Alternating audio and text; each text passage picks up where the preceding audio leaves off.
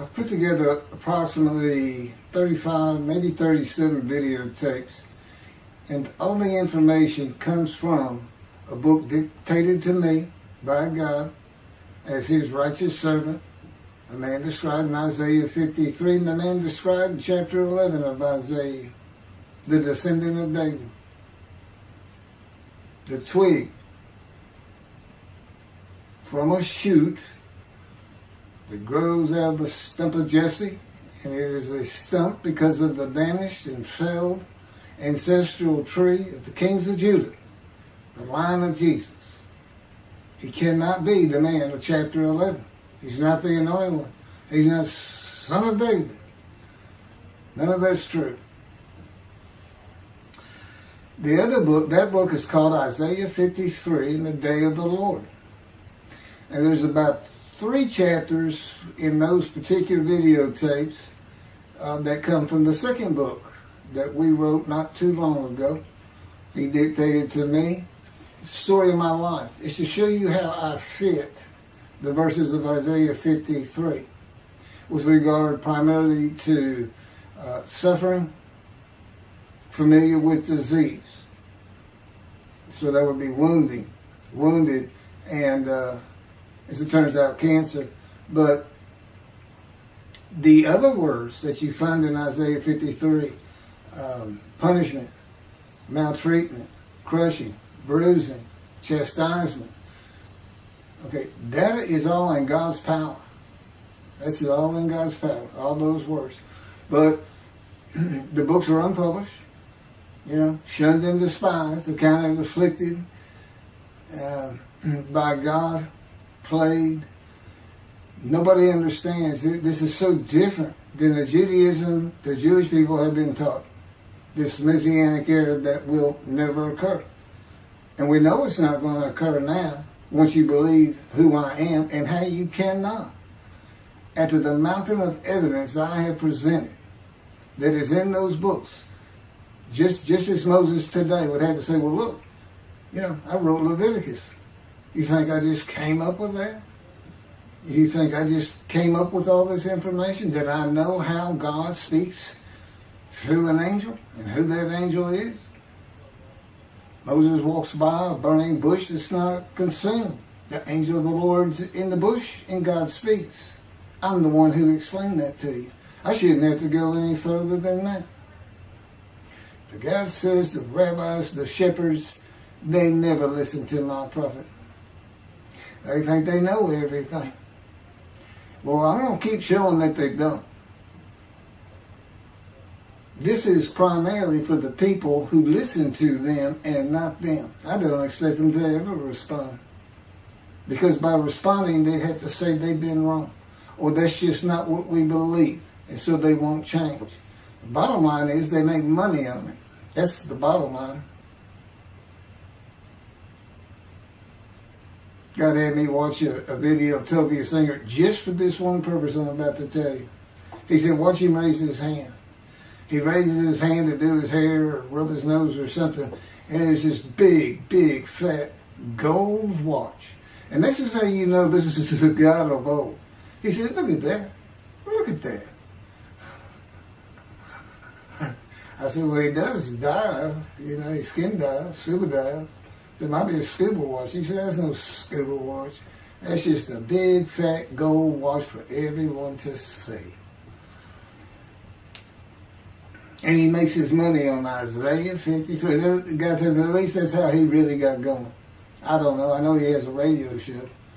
But remember, I'm in the fire of refinement.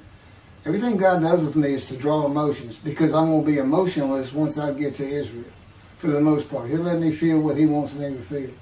But nobody can get under my skin. You can't bother me. Even if I seem like I'm mad, it doesn't carry over to my insides. And I don't think about it any more than while I'm, as they would say today, on a rant, getting on somebody. But, I bring his reckoning. I laugh. I tell him, you know what I am, don't you, guy? He said, I know you're a lot of things. I said, no, I'm the reckoning, and I am the wrath. That's what I am. He laughed. Holy Spirit laughed. Yeah, I said, you know, righteous servant, David the shepherd, Elijah, prophet like Moses. You know, I like wrath. What's his name? Wrath. What does he do? He brings a reckoning. But anyway, I'm going to go through these early years of mine before God spoke to me. It's chapters 1 through 6. Chapter 7 is God speaks to an atheist, and I've already videotaped that. Walking with God, and something on visions and visuals. So the first chapter, this is what he told me to write down birth and tragedy. I was born in Bryan, College Station, Texas on February. This just in from the Holy Spirit, yes. Like you couldn't ask me before I started. Yes. Oh, this is only for the people who come to believe in me. I don't expect anybody who's been viewing these materials, and you know, nobody's really subscribing, a handful, to be believed. Again, I can't imagine. I don't know what you people want. I don't know who you think's going to come to do something different. How are you going to know who David is? I mean, according to Judaism, there is no description of him. How are you going to know who he is? All this being presented, and I know Jewish people have seen it, only 60% of the views are coming from the United States. Now, I don't know that means 40% is coming from Israel. Probably not. You got Canada that's be a big follower on my WordPress site. And really just all the countries of the world at one time or another have looked at some of this information as I wrote my blog, and the blogs became chapters. But I'm assuming some Jews have heard of what some man is saying. He is Moshiach. And they're watching. Well, this is for those who come to believe. The people who want to be the witnesses. The many made righteous. By my knowledge. By the things I can tell you that God would have me say to you. So, you know, this might be bored to tears with others, but it does show suffering, pain, and emotional pain, my background, and just who I am. Not just some kook out here. You know, people say, well, he's hearing voices. I mean, listen, I was a lawyer, and I even did criminal law. I've seen some of these people who hear voices. I promise you, you know that's a person who should be hearing voices when you just see them and watch them for a couple of minutes. It's not me. Excuse me. Okay, I was born in Bryan, College Station, Texas on February 21st, 1957. And that's interesting because that's the year the first satellite went up. Russia sent up Sputnik, which was really 3 different satellites, and altogether they were called Sputnik. That is considered the dawning of the age of the internet. Now, I've asked God, how did you select me? How did I be blessed with this and learning all these things with this crazy life that I've had? And but he won't answer me. He's gone poker. This poker guy, he's not going to talk. He's not going to change expressions or anything. Or me give him an impression that he is. And so I've tried to come up with it on my own, and that is where I start. I said, because I know how important the internet is for this. It's the only way to get things worldwide, and all the teachings that have come through it.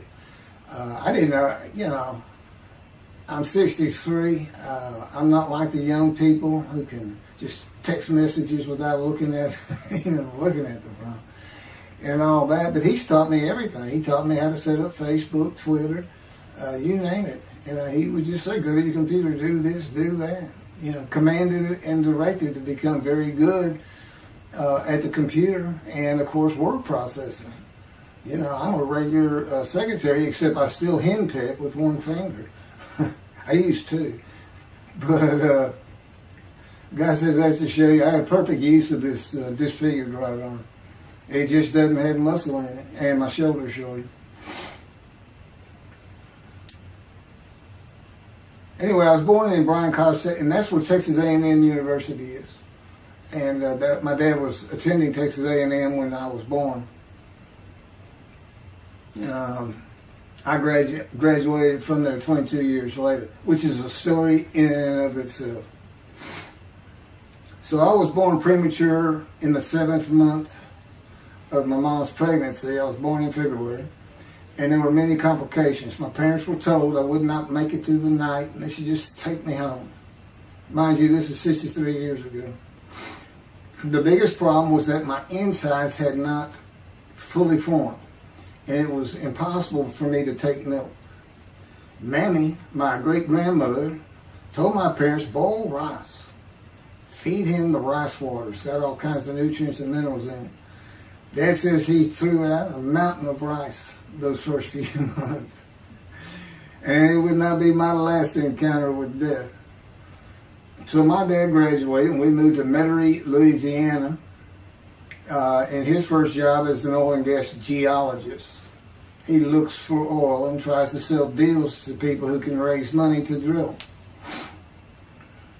He gets money up front and a percentage of production once they get their money back. That's what he's done his whole life.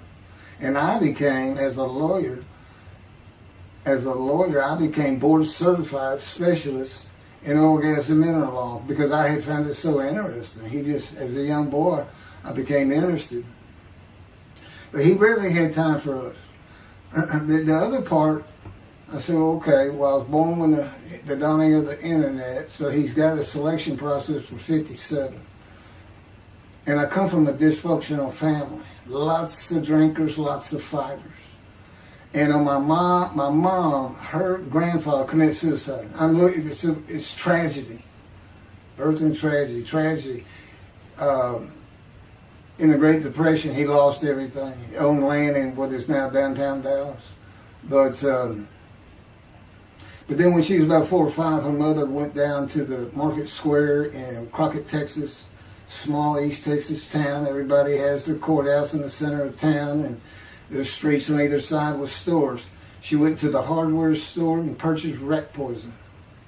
She hadn't gotten hardly out the door when she opened it and took it herself. Died right there on Main Street in the middle of the day in a little small town. I don't know how long that would have been. My mom's 85 or 6. She was 4 or 5, almost 80 years ago. So I'm sure it was quite an event. And her dad took her and her sister's about 2 years older, to Metairie, and not Metairie, to someplace in Louisiana. But could have been Baton Rouge. And her father became a elevator operator. And you can still find this in Houston when I was at law school. I went to law school downtown Houston, but South Texas College of Law. And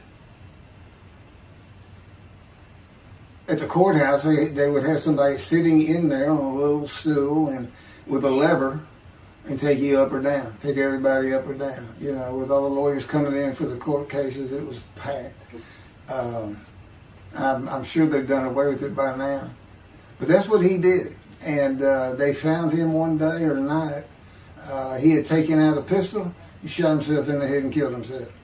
So now she had suicides on both sides of her family. And her father's brother took the 2 girls in. He actually adopted them. And when she was about 10 or so, I believe, she's with him out in some shack in East Texas. And, there's not even phone in this place. And he took a shotgun, and I'm sure he'd been drinking. They were all known for it. And blew his head off right in front of her. I mean, that's all the circumstances I know about it. It doesn't sound like a good scene at all, but it scarred her for life. Okay, we've been taking care of her from the get-go. My father amazes me to no end. What he has done to care for her. See, they knew that was his sweetheart. Eventually, now at 10 years old, that's who he married. And they're both from Crockett, Texas, small town people. I still take care of them. They've taken care of me for 10 years. God took me from society. He made me quit law. terminate my law license in Hawaii and Texas, and took me into poverty. I've been in poverty for 13 years until I just now filed for Social Security early. But I give them more than 90% of it to make up for everything they've given me for 13 years. While I'm in God's fire of refinement, learning everything I need to know. And I have learned much. There ain't any question.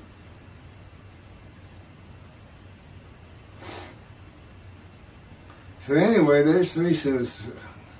There's 4 suicides right there. So it's a family of tragedy.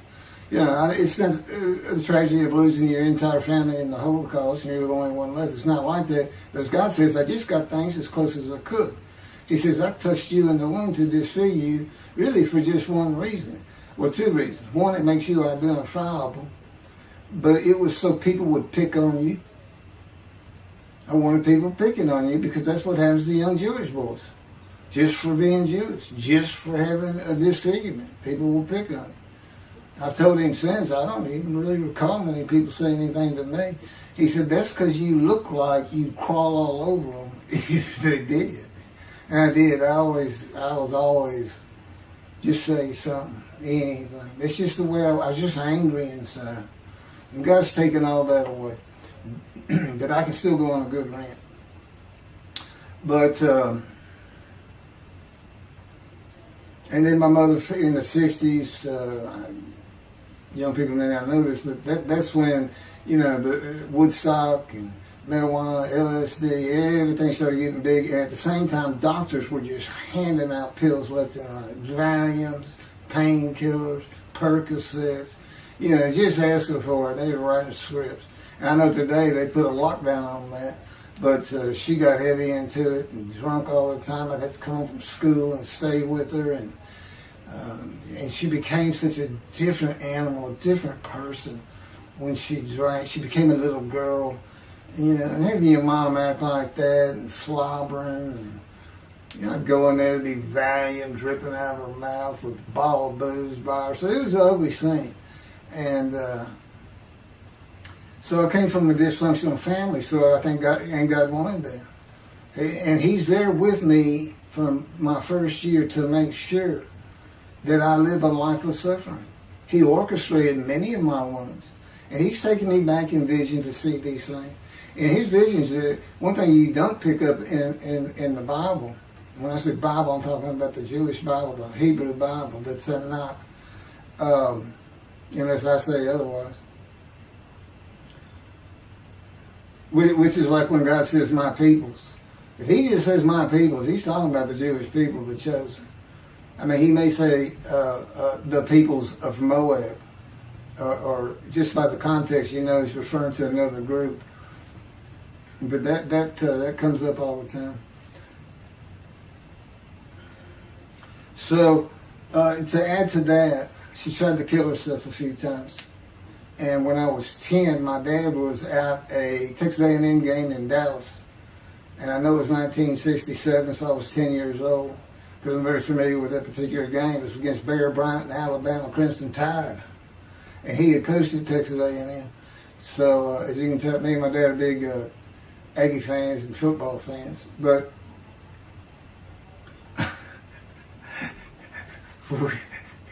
I had been assured we'll be able to see those games in Israel. Somehow it might be taped alike. He said, we'll get it. That's the Holy Spirit. We'll get it. I said, he's so funny.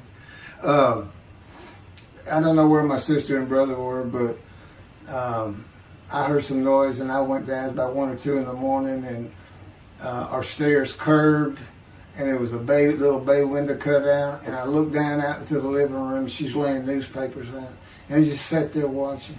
I didn't know what to do. And she got down that paper and took out a butcher knife, not a razor blade, a butcher knife, and opened her wrist up. And this happened again years later when I was in high school. She opened her elbow up, and that was god awful. I don't know how. But before she bled out, my dad opened that door. I sometimes think she knew he was going to be there soon, would probably save her. But it didn't look good, and I hated myself for not doing something. Maybe that's why I was so angry. Anyway, because I didn't do anything, I just sat there. I couldn't move. I don't know. I don't even know what I was really thinking, really. But I can't. What it did is it told me how much her uncle blowing his head off must have done to her. That must have, it really hit you. I had nightmares my whole life, but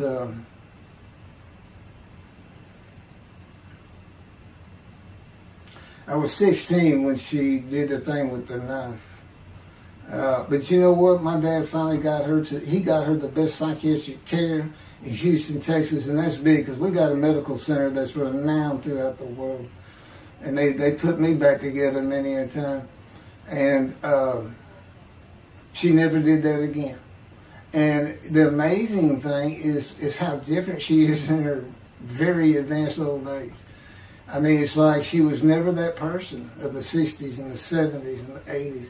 I don't know how my dad survived it. I'd have never stayed. I'd have taken the kids and said, try to find us. But he's not like that. I've never seen two people who love each other so much. It's crazy. But anyway, I was married for 20 years and we weren't like that at all. We finally divorced for irreconcilable differences. Okay, my first major surgeries when I was 2 years old. My first surgery. Up above here, I have a scar. I had my first of many surgeries. Been born without my right pectoral muscle, small shoulder, withered arm. And there was some, the movement of my arm was restricted. There was some tissue in here that had to be cut out. So they opened me up and did that. I was born right-handed, but I do everything left-handed. Except for light things. Like I shoot a basketball right-handed. I throw a ball right-handed. Darts, things like that. But bowling, I'm left-handed. You know, anything heavy. And I was quite an athlete. If I'd had two good arms, I'd have probably been on scholarship. I was already offered a partial scholarship at a small school for track, even with this bad arm. But I just didn't have the fast start. You got to have two strong arms just pushing out in front of you. But I was some kind of quick and fast. So, we moved back to Houston to a place called West University, a suburb. And this little story, I don't even like telling it, but God tells me I have to. And he had something to do with it. But I'm not going to go into that part of it. So anyway, I had decided when I was in second grade, I was tired of school, didn't want to go anymore. I don't exactly know why. I just know I said, that's it, and I'm not going. Dad came to get me up and take me to school until I'm not going. And it was on. He was going to get me there. It took him about an hour to get me to the car. Fighting and screaming and running around and hiding, getting under bed. You name it, I was doing it. And but anyway, he finally gets me to the school, but he's too tired. He wasn't even going to try to get me out of the car by himself. So he get out, and he goes and gets the principal. Now, my dad's about 6'2", but he's real slim. And but he comes out with his principal, who's taller than he is, and he's a hefty guy. He's burly. Anyway, so they come, they said, get out of the car. I said, I'm not getting out of the car. I'd already locked the doors. Only the two front doors locked, and it was those locks that you pull up and push down. So my dad used the key, and he opened up, he popped that lock up, and I slammed it back down. I said, I'm not going to school, I told you. He threw some keys, they started throwing the keys to one another over the roof. The principal was trying the same thing, and I'm slamming his door, I'm leaping across the car. Bam. I don't know how long I went, but they finally, in 5 minutes maybe, seemed like an eternity. I was terrorized. That's the way I look at it. Anyway, the principal got it open, and I saw that door open, and I got back on the far other side of by the steering wheel with my back against that door. I curled up like a ball, had my knees on my chest, and he reached in to get me. And I unleashed on him, kicking him in the face with everything I had. It broke his glasses, and his orbital bone got shattered. So, That wasn't my first principal either. There's another one. So, but anyway, so they carried me in, and it was very embarrassing. I was crying. But again, funny thing, nobody, because I stayed with this same group for 9 years, going to West University and the junior high there that you go to. Nobody ever said anything to me about it. And I knew some of those kids that were in that class.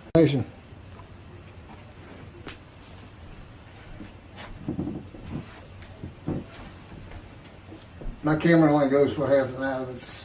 I can see on the screen that I had pointing towards me that when it runs out and I have to turn it off and turn it back on. But anyway, that ended my fight with my first principal.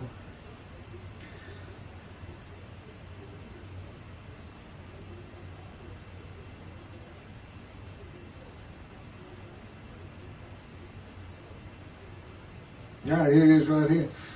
I guess God had me put these together. In the 10th grade, the principal of the school told me to cut my hair.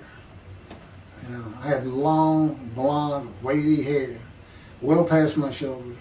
Again, this was, I graduated high school in '76, and this was in junior high, so it's in the early '70s, but it felt like the '60s still.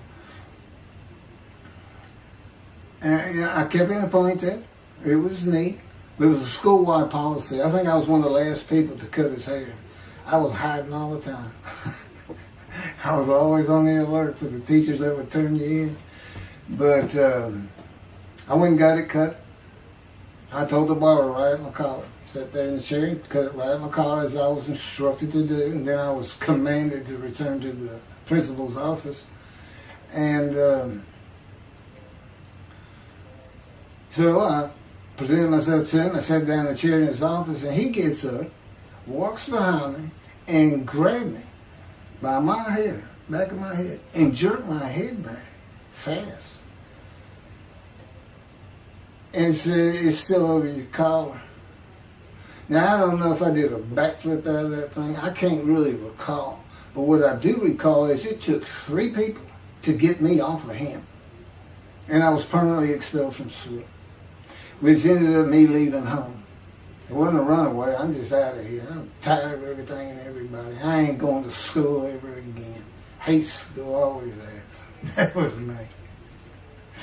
Yeah, they had to pull me off of him. I understand through a friend of mine, he said, my brother went to that school. He had some stories about that guy. I told the guy, I said, it wasn't me. It's him. Second major surgery came when I was 12 years old to try and repair my right knee and just below it. I was running full speed in a field. High grass and weeds with a family dog. And God says he had something to do with what the dog did. For no apparent reason, just suddenly he was running at my side. And he just bolted, he just stopped going straight, took a hard left and went right between the legs. I go sailing in the air and I came down on my knees, except my right knee came down on a broken Coke bottle, Coca-Cola. And they used some thick glass back then. It was stuck nose down, way down. It was all broken up, but it was the bottom all jagged that my knee just, they said it went to the other side of your knee. They said, you got that whole field in your knee. But when I got to the hospital, I sat there for a long time. The first doctor that came in just told my mom, right in front of me, I'm in the room, he said, I can't repair that. It's not repairable. We want to take it off. We can't use it. And I already knew that because as I started screaming and yelling for my dad, he finally came back. This field was behind our house. There was a chain link fence, and then the field. My dad finally heard me. He got over. He saw the blood, and so all of a sudden he's scared to death. I'm going into shock, and he got me to put my arm around his neck, and he said, "Can you walk on it?" And I tried, and it just collapsed. It was useless. It was awful. And then I had to climb over that fence, and my mom was going crazy and screaming and crying. And he had to go take care of her. I'm sitting in his bathroom with my leg all opened up, and I'm just getting sicker and sicker, nauseated, scared. I was a cripple. And but anyway, they get me down to the hospital. And this, like I said, the first doctors were just like, we don't know what to do. And just right then, and God says he knew he was going to be there. This doctor walks by, and my mom recognizes me. And she goes, Dr. Kane. And she runs out the door. Well, this is Dr. Kane. Her mammy that I mentioned earlier, in her old age, very old, maybe been in her 90s, I don't know, late 80s, but living with her sister, broke her hip.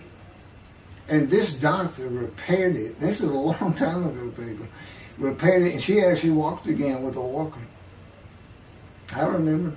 But that's who this doctor was. And she said, my son, they're going to take his leg off. You've got to come look at it. And this Dr. Kane actually became the medical doctor for the Houston Oilers. He repaired many in me before and after me. I guess that's what he specialized in. But he was there at the hospital just to do rounds. He wasn't dressed for surgery or anything. But he came in that room, and I mean, he was livid when he looked at my knee and knew how I'd been there for like 5 hours at this time. And he just started barking orders about getting me prepped for surgery, and he takes off to go get prepped. And they literally ran me down to surgery in a gurney. I mean, they were trying. This kind of fear he put in everybody. Anyway, I was in the hospital for weeks, and I woke up with my leg. I was glad of that. But I had a cast from my hip to my ankle. And he told me, when I finally was being released, he said, if you put any weight on that leg, you'll never walk again. So, I can't remember, 6 weeks. I don't know how long it was that I had that cast on. It wasn't my first cast, it wasn't my last. Or maybe it was my first, but it wasn't my last. That's another story. We're not getting very far. There's 6 chapters. I'm barely getting through the first one. But what I'll do is I'll just do 6, just like I did with Isaiah 53. I did 6 or 7 videos, 7 I think. But then I joined them all together and put it as one video, the definitive commentary of Isaiah 53, which comes straight from God, by the way. I mean, you can contest what I'm saying all you want, but it makes perfect sense. For the first time, Isaiah 53 is explained. Now, how did I become the smartest religious Jew in the world who can see that? And what the wounding and the punishment, everything's about, and how it's really, in some ways, a snare for the Gentiles for the day of the Lord. Because he knows he can take me and just decimate any argument they want to put forth. You know, in particular, I'm blemished. I'm the Antichrist. In that I am the exact opposite of Jesus Christ. Okay? He's so smart, he was teaching synagogue at 12. Supposedly he was a perfect, beautiful man. I'm disfigured. You know, I'm not bad looking, but I'm not, I'm not Brad Pitt or anything. Anyway, and sinner, I was, as I tell God, I wasn't a habitual sinner. I was a good person. I was good to other people. I was very compassionate. I said there was already a lot of humble in me. I didn't laud myself and the things I could do over others. Like being the fastest guy on top 5 at school and the fastest in the neighborhood. I didn't brag on myself. But as he took me back through my life and informed me when things were sins, it just seems like I touched on all of them. And if murder in your heart is actually committing that sin, as the Christians say, I don't really go with that. But then there's really not much I've missed. So I'm a sinner. And, all Jesus can say is, well, I'm a sinner too. I'm lying. All you got to do is read the scripture in the Gospels. You see where I'm lying. That's easy. And I came from the banished line. I thought I was the man of Isaiah 53. I thought I was going to be exposed to death, but given long life. This is what he would tell you if he was here. He said, but you know what happened? They crucified me. And on the cross, I realized I'm not that man. This isn't exposure to death. This looks like a sure thing. Father, Father, Father, why have you forsaken me? That's Jesus Christ saying, I'm not the man of Isaiah 53, and I just figured it out. That's what that is. I ask God sometimes, you sure you didn't have that written? Why on earth would they write that down? At least forget about it. We need to forsaken me. That's what it's about, Christians. They got their way. They can explain that being counted a sinner means he got crucified with the sinner beside him being crucified on each side, left and right. So there's three of them, so he's counted a sinner. Okay. It's supposed to be descriptive. We're supposed to be able to find a person through this. You might tell Judaism the same thing. This is to find somebody. It's not the people of Israel. They're all kinds of people. Now, we're looking for a guy, so God can have a Moses. Why? We have a new covenant. Why? It's the day of the Lord. Why? Jeremiah says so. That's why. It's so easy. The land blooms again. Okay, and he's coming with covenant friendship with the temple. So the land blooms again at a time when there's no temple. Jerusalem's going to be rebuilt. It's a metropolitan today. This is no Jerusalem of antiquity. The old city might be too big. And I'll make a new covenant with you. I'm going to forgive all your sins and remember them no more. That will cause Torah to be written on your heart. It's a metaphor. Let's think, when did he do this before? Oh, that's right. Assyrian Babylon exiles, Isaiah was writing for. God said, I forgive your sins, remember them no more. They became a holy seed, and what they did? They built the second temple. What are we missing? The third temple.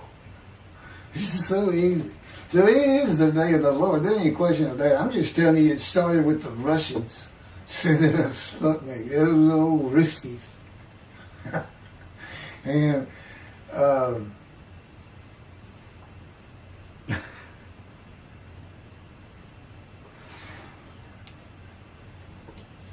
and he's bringing the covenant, but he's got to have a Moses. He said him, send a prophet like Moses. So he was saying, it's Joshua. No, it's not. God needs him today, the day of the Lord. And guess what? He gives us a description of him. He knows this is a time of secularism, reliance on science and medicine and doctors. And you got so many more people who the only book out there is not the Hebrew Bible. There's a lot more books than that. There's all kinds of distractions, television, cell phones, computers. Back then, you just sat around and said, what do you think God's doing? I don't know. Wish he'd send some rain. It was just, I said it's easier to get them back then. But here it is. It's here. And God said, you see why I put shunned and despised in there? Because for a while I said, God, this is before we really got the books done and everything. I said, I'm just sitting in a room. I can't really tell anybody shunned and despising me. Counting me plagued, afflicted, and by God, and everything else. He said, well, how you feel now that we've been putting all this on the internet and everything? I said, I feel shunned and despised. Yeah. I can tell they know. There's no question this hasn't gotten back to those two. I said, you keep attacking them like this and I'll be certainly sure, just in case I'm wrong. But, because he won't actually tell me, he won't tell me anything, this is a rule of thumb, he won't tell me anything that I cannot find out or become knowledgeable on or informed on of my own, which means about nothing because we're in a room all the time. The adjunct of the Holy of Holies, what I call it. I live in the I'm like the priest the only person who could go into the Holy of Holies was the high priest. And that's what I'm like. As a matter of fact, God had me write down, just as he had David write down, a new Psalm, 151, where God said, and it's on a video, where God is speaking, where the Lord came to me and God said, quote, and within that, he says that he declared me. We actually used the psalm where he declares it for David. He declared me an eternal priest in the order of Melchizedek and King David. and a rightful king, small k, and a rightful king. And he also declared, I'm the righteous servant. I mean, that's God talking. I mean, he's using it. When he dictated to me, it wasn't, to be written in my personality. That's him. That's him doing a new song. So, because he does that. Even in the writings, the person doing the writing, whatever prophet it was, or Moses, or David, if he wrote Samuel 2 and Kings 1 until he died. As I said, God says, just assume the central character is the one I had writing, because their lives change when I come to them, just like mine's changed. This is not anything I could have ever conceived or even bothered thinking of. I'd have never read the Bible my whole life if he hadn't told me, we're going to the bookstore and get you a Tanakh. That was 13 years ago. And my answer was, what's a Tanakh? I didn't know anything. And look at all this knowledge. But this is it. This is the only power he's going to use in creation. He's not going to perform miracles. He's not going to have me performing miracles. And he's not. He said, the only power I'm going to use is on you. What I can get you to do.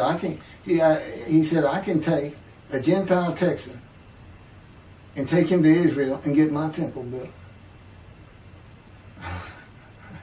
Okay. He said, because that's what you say to God all the time. Okay. And one night, I hadn't even read Isaiah 53. He didn't come to me and just say, offer yourself for guilt. I crush you with cancer. It was me that did. That's not, I wouldn't have known what he was talking about. We finally get to Isaiah a couple of years later. He said, Keith, read Isaiah 53. I said, okay. And so I read it. I said, okay, finish it. He said, who do you think that is? I said, I have no idea. I can barely read it. I didn't know what it's saying. I said, I think these two verses ought to be up here. I said, you sure nobody messed with this thing? He said, nobody messed with it. It's just how I had Isaiah writing. He said, that's you. I said, oh, okay. And I couldn't help myself. Good luck convincing anybody. I can't even tell what it's saying. He said, before we get done with it, and he's right. I've been over that thing so many times. From my original version of Isaiah 53 that he dictated, or told me how to put together, but every sentence, every word is his. We've changed it up and added things. I've learned things. Like I didn't know about the test of devotion. I didn't know why the angel was leaving early in Malachi 3, but I do now. And all that would cause an amendment to my midrash on Isaiah 53. And, the book has me, these are all on videotapes now, me and Rashi. Rashi, the first one to come up with this is Israel. And, I look at his answers and I just shake my head sometimes. You should see his answer in Malachi 3 for the angel of the covenant that you desire. There's only a covenant of friendship and the covenant of Jeremiah.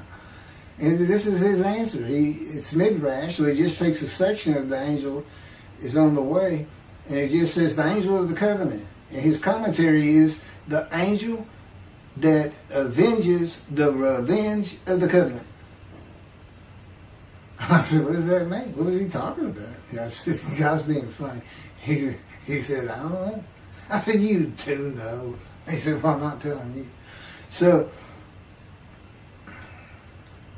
God likes to feel as though he's laughing. He doesn't actually laugh. He sends me a perception that he does. Or he uses me to laugh. I've mentioned that in a video. Because he can't. Well, he controls my words. I learned that in walking with him. Just one day, I'm talking out loud as we go. I'm discussing man and divine beings as though I had a sermon I was giving or a speech to somebody or a seminar. And I'm rolling, and I can tell he is really making this thing rock. He's taking me from here to here to here, and we're going, and I'm going. And all of a sudden, I use a word or a couple words that I simply don't use. And they're not what my mind was even thinking of. They just came out. And I just stopped. I said, did you do that? I didn't even say, hey, did you just make me say these two words? Because I knew he knew. I said, did you do that? He said, I did. He was almost indignant. I did. I said, okay. Anyway, that's where it all started. Now I know. Okay, guess who that is? That's the Holy Spirit. Using me. He doesn't sound like that. But he'll use words like that. Said he's getting bored. They like to cut. I mean, let me just say this. This is part of God you don't know. And it's not all the time. Just some of the times we do tend to get kind of silly in here. But, you know, they do things after a while. I'm like, you know, I feel like a kindergarten teacher. And I got two of those kids that you just shake your head at. You say, this is a handful. These two are nothing but trouble. Always fooling around, looking for a laugh. And the Spirit's always working in heaven, death, God laugh, as it were. Again, he doesn't actually laugh. It's a perception that's his emotion. If God has any emotions left, because worrying about other people's pain is not one of them. He made that clear to me. I don't care about your pain.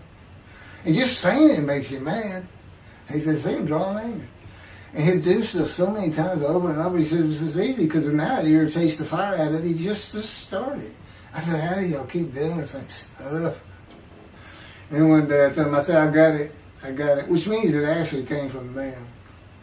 I got it. You never grew up. You never got sent to your room. You never had to climb that mountain to achieve something. Put yourself out there. Nobody's ever whooped you. He said, I said, that's what it is. You never grew up.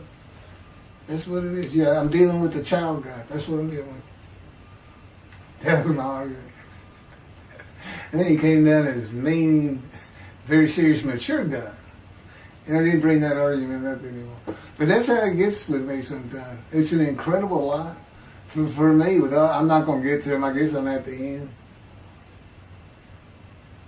I'm getting close to when I got shot. I thought that was a new chapter. Oh, it's not.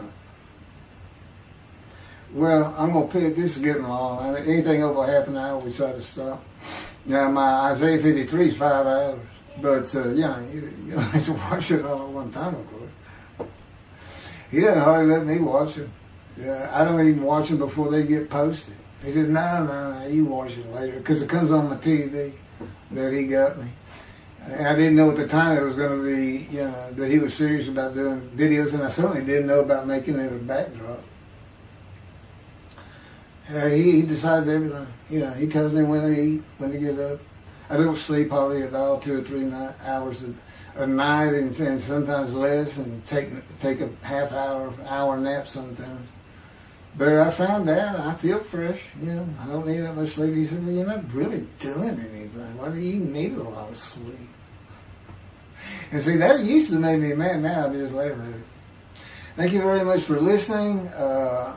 I'll pick this back up on another video, and eventually I'll put these first 6 chapters, just like I did Isaiah 53, because it's a book that he dictated to me. I can't get it published. I'm going to put it on YouTube. That's why I'm reading it. And as I said, if you don't want to listen to it, don't listen to it. But the information that's in these books and in those videos is, that's my proof. And quite frankly, God says if that's not enough for them, well, that's just too bad. Utter destruction is what they end up getting. They better learn how to listen to the prophet. See, it's no different than the people back then. You'll say, well, why didn't they listen to Isaiah? Why didn't they listen to Ezekiel? Why didn't they? They laughed at Ezekiel. That's what Rashi says in his commentary. I didn't know it was laughing at him, but they just ignored him. Everybody thinks they know it. But in any event, I do know there's one chapter we haven't put in there, and that is recognizing a prophet in the time. It says Moses vouched for Joshua, so he didn't have to be tested. Now, the problem with all that is, and I think why God hadn't had to put it on video, is that they're looking for a seer, somebody who can see the future. But see, that's antiquity. I mean, that's not what you're looking for today. Moses wasn't a seer. And none of the prophets were seers. They just wrote down what God told them to write down. God's the prophet. Is the one making prophecy. And what he does, he doesn't actually just, quote, see the future. He walks it through. He says, okay, right here is when they're going to send up a satellite. This is where humanity will be at that time. He can walk it through in his mind. As I mentioned, his eyes, he doesn't have them. It's just his absolute knowledge of all things. He can form a picture of this room. Me, it's in here. He knows every atom of my body.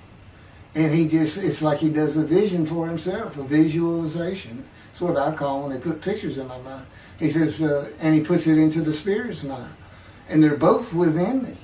You know, the big cloud that just came down. If you're sitting in a room with me, it envelops you. But it engulfs me, it goes through me. My little spirit cloud becomes part of the big cloud. That's why God is in his spirit. Here's the elements of spirit, here's the elements of God's presence, his mind. Two clouds, they just come together, they can be together. Okay, but God's still one. He created the other cloud. And then in this room, filled with them, my little spirit is like a little cloud that just came in and part of it. That's who I am. That's a man in divine beings. Okay? No, it's like nobody's really expecting it. Well, maybe it's because you didn't know these things. And now they want, I get the feeling, shunned. Shunned means I'm not looking at that. It sounds like a kook. We by faith, by the fundamental principles of Rambam from the Talmud, from his diagnosis of the Talmud. Why don't you do your own? Why don't you throw the Talmud out and learn some new stuff? Why don't you get out of antiquity? Every religion has an end times like that. Every religion ends up with utopia for its people. Everybody. Well, don't be like everybody. You're the Jews. Throw that out. Let's get practical. Let's have God in our midst again, in a man like he was in Moses. Let's point at him and tell the Christians that is the man of Isaiah 53. Here's what it's about. God says he's coming back. He told us we're not waiting on him like you. He said when he was coming back, he false prophesied 5 times. He ain't coming back. He wasn't who he thought he was. He told us on the cross. I'm not the man of Isaiah 53. He tells us. Well, that's what he doing. Father, why'd you forsake me? I'm about to die. What do you think he's talking about? What do you think he's thinking about? He's not supposed to die. He thinks he's the man of Isaiah 53. So do they. It's mind-boggling because I'm the man. And there's nothing about me that says Jesus Christ. Nothing. You should hear me cuss God. I've cussed him trying to die. I begged for death 1,000 times. He said, it's not been 1,000 times. I said, it's been hundreds. He said, well, that's true. You have cursed me more than any man in the history of mankind. And he said, and you did it face to face. And I said, you shouldn't make me so mad. He laughs, y'all. He laughs. When I'm cussing him, he makes him laugh. And oh, you're kidding. That's sorry. He gave me his perspective. This is how he did it. He said, Keith, imagine you created ants. And ants are living beings. In other words, they can think and they have emotion. Okay, you get a great big ant farm over here in your room. Okay, you decide you're going to get one ant to get all the other ants to do stuff. But you got to get him ready. And you get him ready the way I'm getting you ready. Now, he's mad at you. Right? I said, yes. Yes. And he said, now, imagine, I'm always laying in this bed. I got a big table. It's got a microwave on. I put my computer on. I got a big fan I like to have on. And he said, look over at that table. Now imagine that ant got loose. And he is crawled up. And he is standing on the corner of that table. And he is giving you the what for in ant language. I mean, he's going. And he's turning around and shaking his butt at you. And he's cussing. And all this. And all you got to do is go bump. And he's gone. I said, that's funny. And it is. And that's how he, that's what it does to him with me. The spirit will rile me up. I call him a troublemaker, troubler. He's so funny. But God's so humorous. There's a difference in their humor. Okay, that wraps up. I'm told that does wrap it up. I'm going to pick up a gunshot. I guess it was worse than the accident to my knee. They ended up opening me up from between my breast and my pelvic bone, and now it's been 3 times. And eventually, the lung cancer and colon cancer and skin cancer. But the lung cancer is when they told you should have died from the colon cancer. He said, but this is it. We can't treat that. It's too advanced. You're gone and prepare to die. That was 20 years ago when the planes hit New York. It was the planes hitting New York that got me up off the ground one last time to see one more doctor. The life of God's righteous servant of Isaiah 53, chapter 3, gunshot. Shortly after I recovered from my knee injury, I moved to Fort Lauderdale, Florida. I was not happy about it at all. It turned out to be a lot of fun. I made some great friends and celebrated my 13th birthday. My only injury in Florida was having my front teeth shattered and knocked out, requiring caps, which was more of an ordeal than I would have imagined. We returned to West University in Houston after 2 years. My mom was not doing well at all, and it was getting close to her second suicide attempt. I was back with my old friends and did not have much supervision from home, and I failed ninth grade. I made my own decisions, and I rarely listened to others. After being set back a year at junior high school, I made a few new friends, which led to my next serious injury. My best friend was a Spanish-Italian whose father was from Sicily.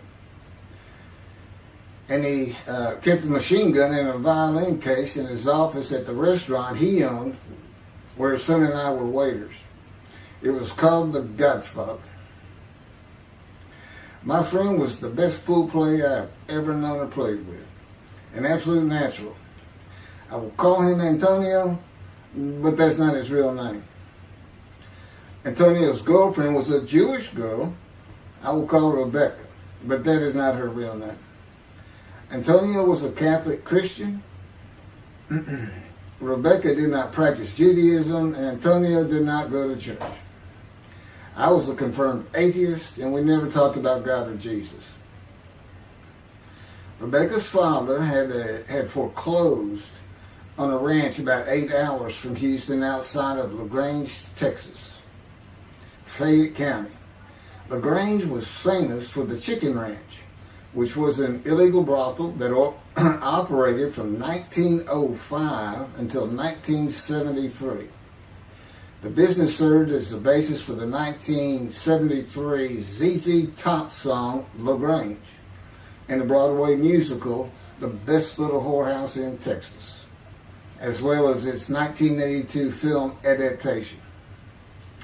T.J. Flourney was known as the meanest sheriff in Texas. In the coming weeks, I would be interrogated by him outside of Shock Room 3 at Bentab Hospital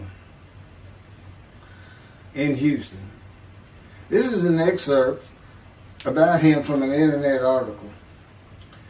It was the most one-sided Texas battle since the Alamo, as 100 citizens watched disbelievingly in the dusty little town of LaGrange, their beefy sheriff, T.J. Flourney, reached into a black 1975 Continental Mark IV and began to shake by his $300 suit Marvin Zindler, the star consumer crusader of Houston, Texas. That's from People, June 17th. Next, the sheriff tore off Zindler's blue-white toupee, waved it in the air, and then finally ground the rug under his cowboy boots. Behind Flourney's fury was the fact that on Zindler's last assignment in LaGrange 18 months before, he had filmed an expose which resulted in the closing of a critical part of the local economy, the Chicken Ranch, a legendary body house. Antonio, Rebecca, and I first went up to the ranch in the summer of 1975. It was a small ranch house and small lakes with horses roaming around loose in pastures. We decided it'd be fun to try and catch one of those horses and go riding. The next time they went to the ranch house was in Rebecca's father's Mercedes-Benz. Two-door convertible Mercedes-Benz. I sat on the hood of that Benz with a lariat while she tore through fields trying to run down a horse for me to rope. The horses could turn too fast, and we never got close enough for me to rope one. What we could and did do on the next trip was bring guns. A 30-30 rifle, shotgun, and two 22 caliber pistols with holsters. As a backdrop, Antonio and Rebecca had broken up as boyfriend and girlfriend, and her attention had turned to me. I did not believe that caused any friction between Antonio and me, but it should have. It did not seem to be a source of animosity of Antonio towards me in any event. On October 5, 1975, we were all back at the ranch having a great time. Tony and I were shooting at cans with our pistols and practicing a quick draw from the holsters. We were standing shoulder to shoulder about 3 feet apart, and he was a little forward of me. Rebecca came up behind us, between us, and said she wanted to shoot. Antonio passed his gun to her, and it fired when it was going by me. The bullet went on a straight line through my bladder, intestines, and colon from the front right and lodged in the back of my left buttock in my backside. I could see the trajectory in my mind. I fell to the ground, and Antonio fell on top of me, rolling me over and over. I think he was looking for an exit of the bullet. I told him to get me to a car and get to a hospital. Felt like Babe Ruth had swung a bat up between my legs. I never once thought of God. On a big ranch, there are several gates for different sections of land and different purposes, usually with chains and a lock. When we got to the first one, I told Antonio, drive through it. I told him to ram it. I knew I was dying, and all I could think of was, you have got to hurry. I didn't panic, but I had never been so afraid and had never felt fear like that again to this day. Sometimes I think I have forgiven Antonio for accidentally shooting me, but I have not and cannot forgive him for stopping at those gates. I'm still mad about it. I was seriously angry at him. We got to the LaGrange Hospital before noon on a Sunday. They had to call the doctor to come in. I asked the nurse for something for pain, and she told me my vital signs were too low. That if she gave me a shot of morphine, I'd drop dead right there. It would kill me. No pain medication. The doctor came and looked at me and said there's nothing they could do there. He told me they were getting an ambulance to take me to Houston, Bentob Hospital, where they operated on gunshot victims all weekend long and do to this day. It's a trauma hospital. Many young doctors from Baylor University, all around the state. It's the high desirable place to be because you're cutting all. If you want to be a surgeon, you're cutting all day long. I knew one thing with the certainty. I could not pass out or fall asleep. If I did, I would not come back.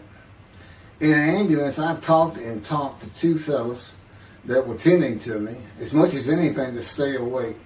I asked them such things as what it was like to be married, graduate high school, have a career job, but my mind repeated over and over, you have got to hurry. We arrived at dusk.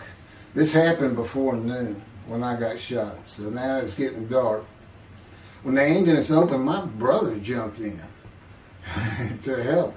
My mom was standing by the entrance to the shock rooms in her fur coat. She later told me that since Bentob was a public hospital, it might help if they thought we had money. I didn't see my dad, but my sister told me later, the whole way to the hospital, all he could say was, to God, please don't take my boy from me. I had stayed awake for some 6 to 8 hours in awful pain. They took me to shop room 3. It was filled with people giving orders and very loud. On the table, the nurse told me she had to put her finger in my bottom, which embarrassed me. And I raised up like a sit-up and saw nothing but blood rushing from my bottom onto the table. You have to hurry is all I could say. They finished prepping me for surgery and rolled me to a hall in a line of others awaiting surgery. Then someone was saying my name, and I opened in to see T.J. Florney, Sheriff of LaGrange. He wanted to know if I'd been shot intentionally, what we were doing at that ranch, did we have permission to be there, and et cetera, et cetera. I told him I thought it was an accident and to leave me alone. I never saw him again. I didn't have to wait long. The orderlies bypassed everyone in front of me and took me to surgery. I awoke in a large room with about 10 beds on my side of the room and 10 beds on the other with other patients, and I could hear moaning and crying here and there. It took a few moments to remember what had happened and why I was in there. I fell back asleep, and when I awoke, my dad was telling me he would have me out of there into a private hospital as soon as possible. It was the next day when they transferred me to the Methodist Hospital in the medical center where they had operated on my knee, and I had spent weeks there. I had a hose with a bag coming from my bladder and a colostomy, an opening called the stoma, which is your intestine on the outside of your abdomen, with a bag over it for going to the bathroom. I was out of danger from dying, but still very weak, and I needed to gain some weight. The track team was already getting together, running distance and cross-country workouts provided by the coach, preparing for track meets in the following school semester. I lived about a half mile from the high school. The day I got home, I walked to look at the track. It did not seem possible I could get back in shape. I was afraid to cross the roads to the school. I could not even trot to get out of the way if a car came my way. My insides felt like jelly, and I had been warned that too much physical exertion in the first 10 days could cause a stomal hernia and my intestines to start extending from my body. I was homeschooled for the rest of the semester by a private volunteer tutor and passed classes I probably would have failed. The beauty of that gunshot was that it changed me. I was never going to graduate high school, having failed so many classes. So I set up night school classes for the next and my last semester of high school. I was 18, soon to be 19, and a senior.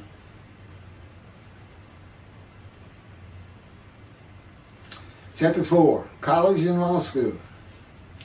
Before the summer of 1975, one of my best friends on the track team, who threw the discus and shot put in field events and was a senior, told me he wanted to do something big the coming summer before starting college at Louisiana State University, LSU. I was only a junior and I had no plans for the summer. He mentioned this to me, and I began thinking about how long it had been since I had been to Colorado. My father, who had really good years and many so-so years, depending on how the oil and gas industry was doing. And when I was in junior high school, he had sold some prospects that completed a few wells and had purchased a condominium in Pagosa Springs near Durango, Colorado. My friend's name was Keith Miller, and I called him Miller. He had given me the name of Say Babe. At one of our night track meets, I was running the 330-yard low hurdles, and the last turn was behind bleachers where the officials lost sight of us for a few moments. A runner to my left veered out of his lane into mine and took my hurdle, and I had to slow down and go around it, yelling, "Hey man, that's my hurdle." I wasn't happy. I do not remember how Miller knew what I had yelled, but he was probably on the football field inside the track working on shot put and discus, watching me run and hurting me. I did not really know him very well at this time, other than he was the popular senior who knew everyone, in stark contrast to me. On the following Monday, I was walking down the halls between classes, and coming in the other direction was Miller, though I did not see him. Then as he was passing me, in a loud voice, loud enough for everyone in the entire hall to hear, I hear, "Say, babe, that's my hurt." Hence, say, babe. That began a really good and fun friendship, and I got to know the class I should have been in if I had not failed ninth grade. And because I was Miller's friend, I was immediately accepted by anyone he introduced me to. I found out about 40 years later on Facebook. I looked him up and we friended that he's Jewish, and particularly because of his brother. He's got an older brother, and they look just alike. Live up in Oregon. But I did not know that. It's not something we ever talked about. Just didn't think about it. I'm sure he wasn't observant at the time. I told Miller about my dad's condo and suggested we plan a trip up there and backpack in the Womanichi wilderness of the San Juan National Forest. I had hiked there while in junior high school with a friend and his little brother. I had a driver's license in my second year in the ninth grade. The prominent 13,000-foot peak is 10.7 miles from the town of Silverton, which began as a silver mining camp in 1873, and that is where I plan to take Miller.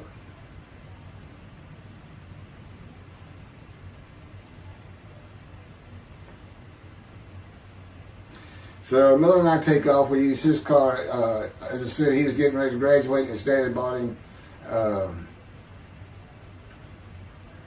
Toyota. I can't remember the name right now.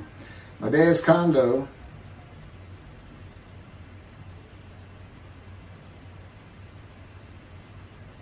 was about 60 miles from Durango, where a train depot is located that runs a train through the Womanichi Wilderness to Silverton. The train is an authentic, narrow-gauge, steam-powered, coal-fired, scenic railroad train ranked one of the top 10 scenic railroads in the world. It's something else. It stops twice in the same places to let off and pick up hikers and backpackers in the Animas Canyon of the Womanichi. At top speed of 18 miles per hour, it takes the train 3.5 hours to travel the 45 miles from Durango to Silverton. Oh, here it is. Miller had a new Toyota Celica. And after a day and late into the night, we made it to Pagosa, slept, and we're at the train station before the first departure the next day. I don't know what the problem was, but the train was not going to run that day. So we couldn't get to where I wanted to take him. It's just too far. We decided to get a hotel in Durango and just head down the train tracks into the wilderness and explore an area I had never seen in with the maps. We got lost.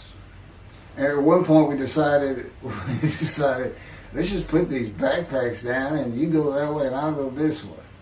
Well, we did that. We met back up, and then we couldn't find our backpacks. And we did finally find them. We slept that night, and we had a big black bear episode because we had left some food out on the ground, which we shouldn't have done. And but anyway, we ended up making it back, and we had one of the best party nights I've ever had in my life. We hit the main street in Durango, which is a tourist hotspot, and we hit every single bar. You could drink at 18 back then. It wasn't 21 as it is today. And we did. We made sure. It was like a go. Okay, let's go to every one of them, have at least one drink. Shot of whiskey, Boilermaker, beer, whatever. I can't really recall other than I knew I had been drinking the night before when I woke up. But we did. We hit both sides of the street. I don't know how long it took us and how many drinks we had, but we just had a lot of fun.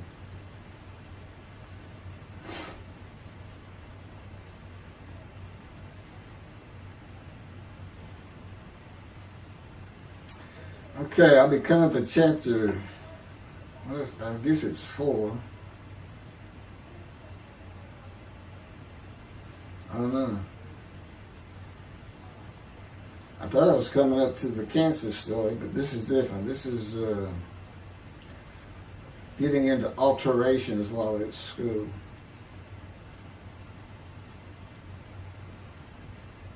So anyway, I was shot on October 5, 1975, and by early December, see, this is October 5, and then in early December, I had surgery again to put my intestines back together, which was, it was dicey. They kept telling me, we don't know if we can reattach.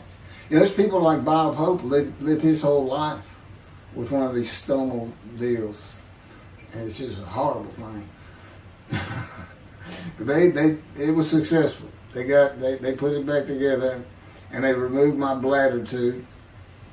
The girl next door, who I had never talked to other than to say hey or hello, and who also went to high school with me, had been coming over daily, and she agreed to be my girlfriend when I asked her a few months later. I did my night school and graduated last in my class, or close to it, of over 400 people. In late December, I began running with the track team. Now, I had surgery early December, and I already got out there with them, which was difficult. Pulling 2 tires on the cinder track. There's a rope, 2 tires, and you put a harness around your waist. I had to put mine high up on my shoulder. On the cinder track for a lap and a half, 660 yards with 2-minute intervals, 6 times was the toughest. My speed and quickness were still there, but distance running and my endurance, it took quite a while to come back.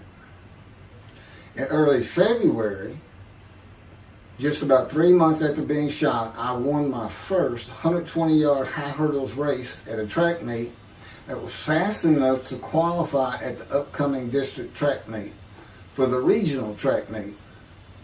Winning at the regionals would place me in the state track meet. I was fast, but my disfigured right arm really held me back. Then my heart was broken, and I cried for the first time since I was a child, best I could remember. My coach, who really liked me, he understood the effort I had put in to get back in shape. Called me to his office, and I knew something was wrong. He told me I could no longer be on the track team. I had too many semesters of school to be eligible according to the eligibility rules. It was because I had failed 9th grade.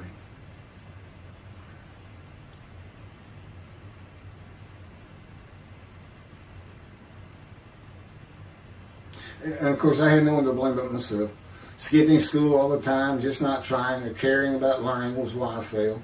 I was not lacking in intelligence and common sense, as many people thought of me. I could and often did read a complete science fiction paperback book during the school day. One day. I'd get them from my brother. I just sat in the back of each class and read my book, and the teachers always left me alone. I also was suspended from school a couple of times for fighting.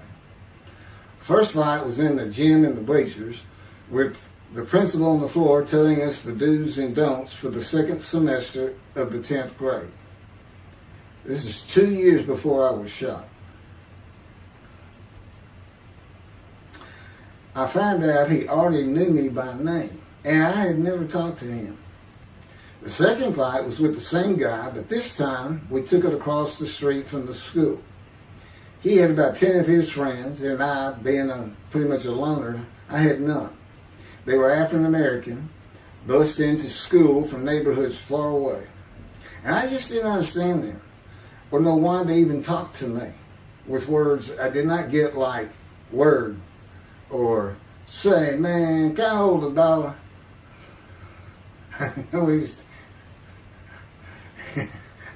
That is what started the fight in the bleachers. I hear from behind me and one stood to my left saying, "Man, can I hold a quarter?"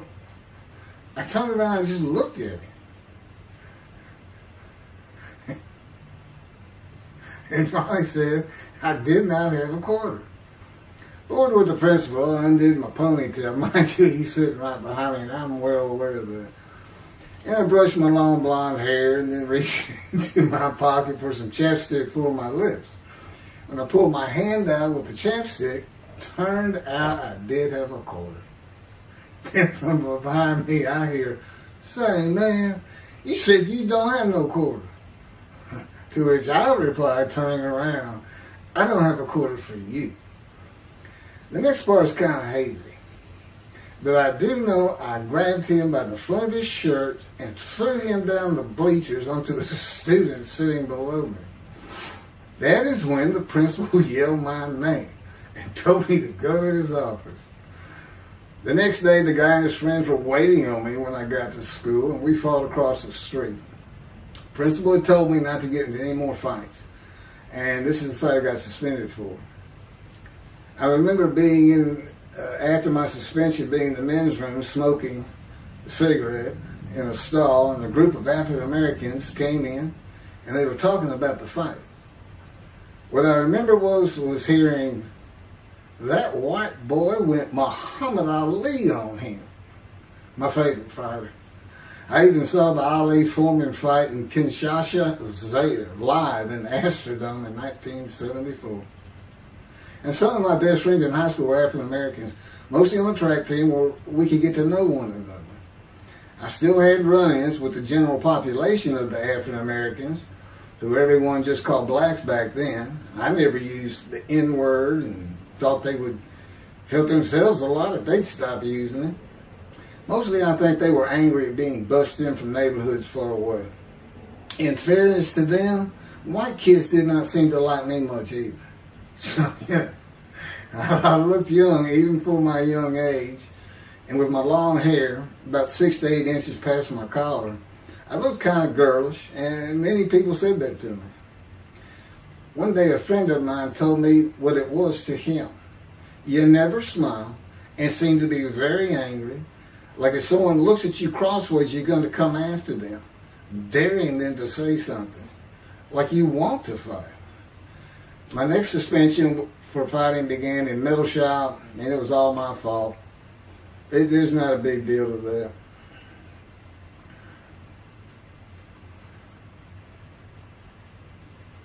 The last fight I was ever in came right before I was gunshot at the ranch. The accident really changed me and the way I looked at life. I never got in another fight after I got shot. It took some of the fire out of me. My longtime friend from junior high school and I were at Memorial Park at night and walked down a train track that ran through the woods, away from the streets and recreation areas.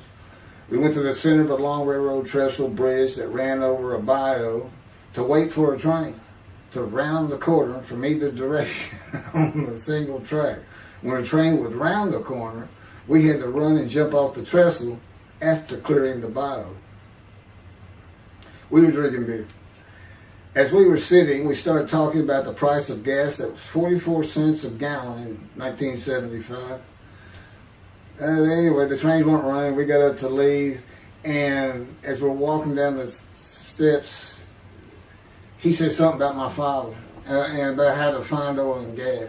And I turned around and just hit him with everything I had, with my right arm. And I realized, what a stupid thing to do. I called him the Big Sweet. He's huge Norwegian. His hair was white and long and longer than mine. His hand was the size.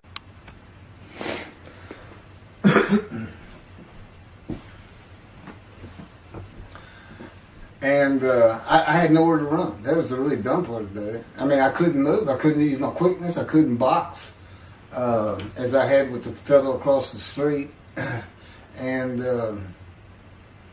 he just took one big swing. He's very athletic. Coaches all wanted him on the high school team, but he didn't want to. Football team. And but anyway, he hit me just one time. That was the whole fight. It was just 2 hits. My measly hit with my right arm. I was fast, and I hit him where I wanted to hit him. Well, I say that. I didn't even think about it. But he just about knocked me senseless. I mean, I saw red. And so anyway, that was it for our friendship. We just, although after I got shot, he and I got back together a little bit. But by that time, I had met Denise next door. And I wasn't going to be going out drinking beer at the trestle anymore. I was going to get serious, and that's when I set up my night classes and everything. The big Swede.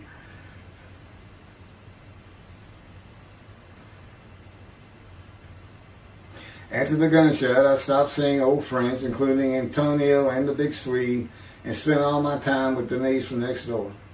I knew I wanted to be someone who succeeded in life.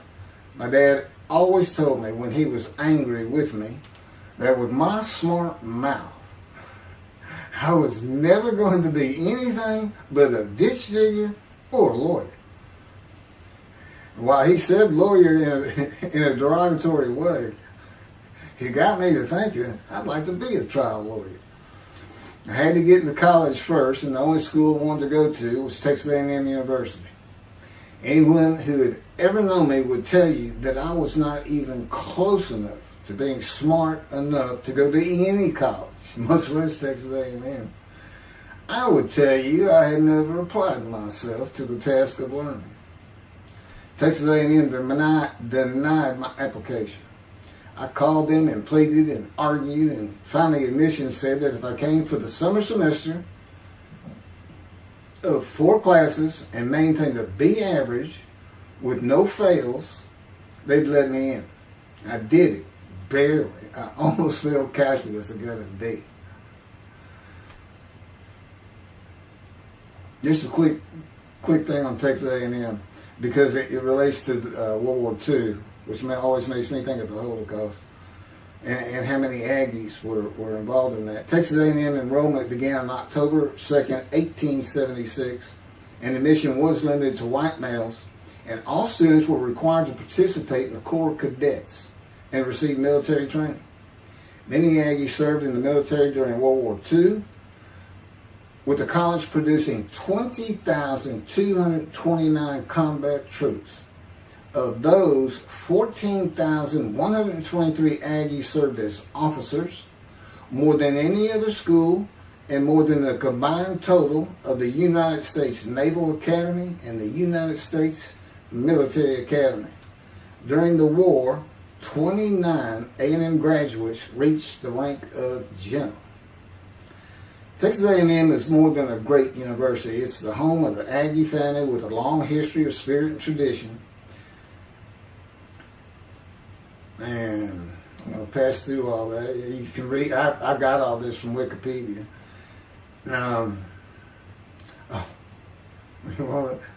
Like Notre Dame, it's a school full of tradition, especially notable at football games and in campus life, drinking beer at the Dixie Chicken.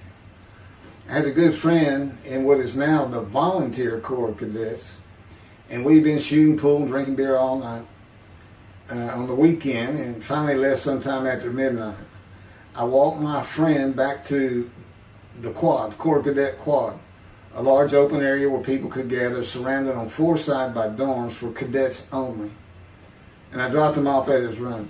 Before he shut the door, he looked at me, and not for the first time, said, "Want to race?" He's fast. We raced many times. I said, yeah. Of course, we were pretty much, we had a lot of beer. I said, yes. And he went to the end of the hall and took off at the other end of the hall. He was fast, but I was pulling away with just a few yards to go and hit the wall before I could stop and busted my chin open. Blood's pouring out everywhere. People opening doors. Look, that's what the little guy did to the tall guy. Taller guy. I also sprained my ankle. These are my injuries at Texas A&M. I also sprained an ankle so severely playing basketball with football players that I was in a cast for 6 weeks. Those were my only injuries in the 3 years at A&M.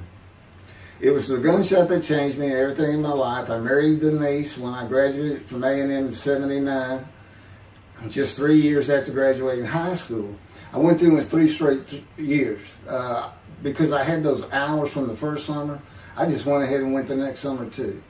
And I got out, and the average for most A&M students is 5 years. But I went through in 3.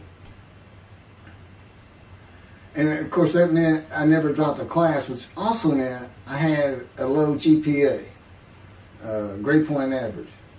And I didn't realize how important that was for admission to law school.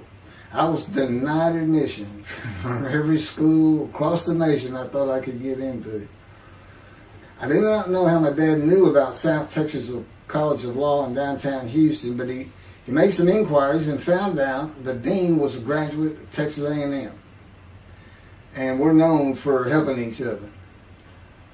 We set up an appointment with the dean. I told him of my rather intense home life and wayward ways, and that the A&M had given me a chance to prove myself as a capable student. You know, he hemmed and hawed, looked around the ceiling, and gave me the same opportunity A&M had. 4 summer classes, D average, no fails. I did it. I was terrible at chemistry and math, but it turns out I had good reading and comprehension. It's probably from reading all those science fiction books in school. I graduated in '82, and I did great on the bar examination. Keith Ellis McCarty, attorney at law. Who would have believed it? Which reminds me of verse 1 of Isaiah 53. Who can believe what we have heard? That's what any of my friends would say about me getting out of law school. Much less what's happening today. You go find somebody that knew me in high school, they say, who? Oh, that can't be true. Get out of here. I know him. Forget about it. Chapter 5. 27-year headache. I'm going to pick up with that on another video. And then that'll be it. Some general comments. 5 and 6. I'm not sure what 6 is. Yeah, 27-year headache. I'll go ahead and mention God in one of these accents. And I won't say anything about the dog who took a hard left between my legs, just about severed my knee, my leg at the knee. I won't mention that. Or hitting the big Swede on the track.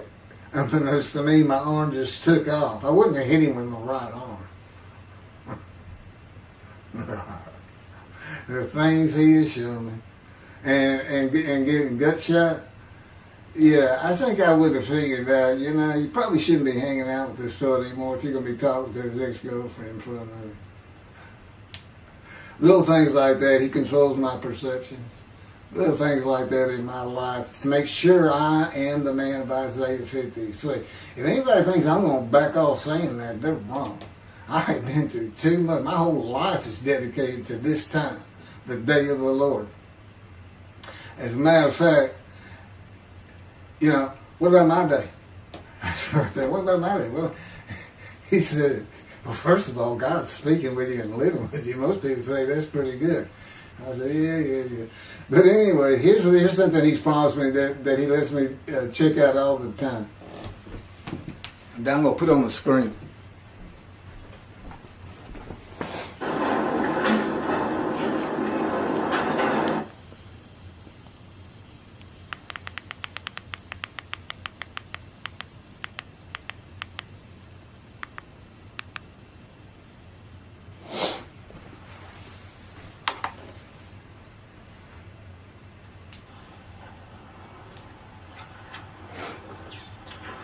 The Radiant GP Cycles, Shorties, Slip-Ons, Code Startup.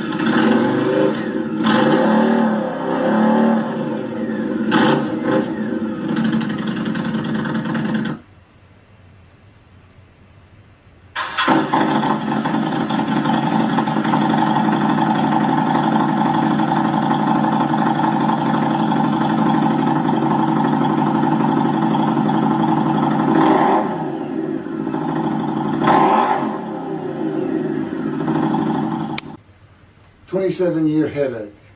Chapter 5 of the life of God's righteous servant of Isaiah 53. The same year I graduated from law school in 1982, my son Justin was born. In 1985, my daughter Brooke was born. And in 1988, my youngest child and daughter, Laura, was born. I was making good money, though I expected a lot more, in my first job with a law firm that specialized in collections. I also tried my first civil case, which, while working there, which was a nerve-wracking event, first trial. The first day I entered the courtroom, the judge asked me if I was a law clerk. I had a very youthful appearance, though I was 28 years old, not 20, common age for a law clerk. My youthful appearance in junior high school and high school with my long, wavy blonde hair, I usually kept in a ponytail, had way too many people tell me I looked like a girl. It is interesting though, at least to me, not one person in my entire life has ever said anything about my disfigured arm. I must have looked like a girl who would beat on you if you did. When I got mad, there was no hiding it. You could see it in my face and hear it in my words. When I was 28, Brooke was born. I tried my first civil case, and the bane of my existence on earth began. A never-ending headache that I generally thought to be associated with post-traumatic stress disorder. I had terrible nightmares from my youth, but now I seem to have begun grinding my teeth, causing the temporal mandibular joint, TMJ, to ache terribly during the day, and the whole side of my head, the muscular, I don't know what you call it, but underneath the skin of the skull was always real tight, a tightening of the muscles. It was difficult to even talk to people at some points. For 27 years I had that headache. I tried everything. Even surgery on the TMJ, and another surgery where the doctor severed my upper jaw and then trisected it from my skull and spaced it to fit my lower jaw. All to no avail. I could not stop the nightmares and the grinding of my teeth. Mouth guards helped my teeth, but the pressure was still there. I literally feared going to sleep. I didn't want to wake up the next day sometimes because I knew how bad the pain would be there again.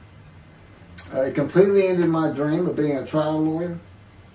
So I got an associate position in an oil and gas firm and began learning how to prepare title opinions for oil and gas companies on tracts of land they plan to drill on. Basically, a title opinion is you start from sovereignty, which is when the state granted the land to someone, usually great, large tracts of land. And from there, it'd get parceled out and cut up. And I'd be chasing one small tract within a very large one almost 200 years ago in the early 1800s. And I would have to create genealogical charts of heirship, for people who died without a will. And I had to know who the family members were. And I got very good at it. And I really enjoyed it. I'd go to small towns throughout Texas and into their courthouses where they would keep all the records of every transaction, of every piece of land in the county. But anyway, there's an awful lot to it. I do go into it in some detail in the book, but I'm not going to for this video.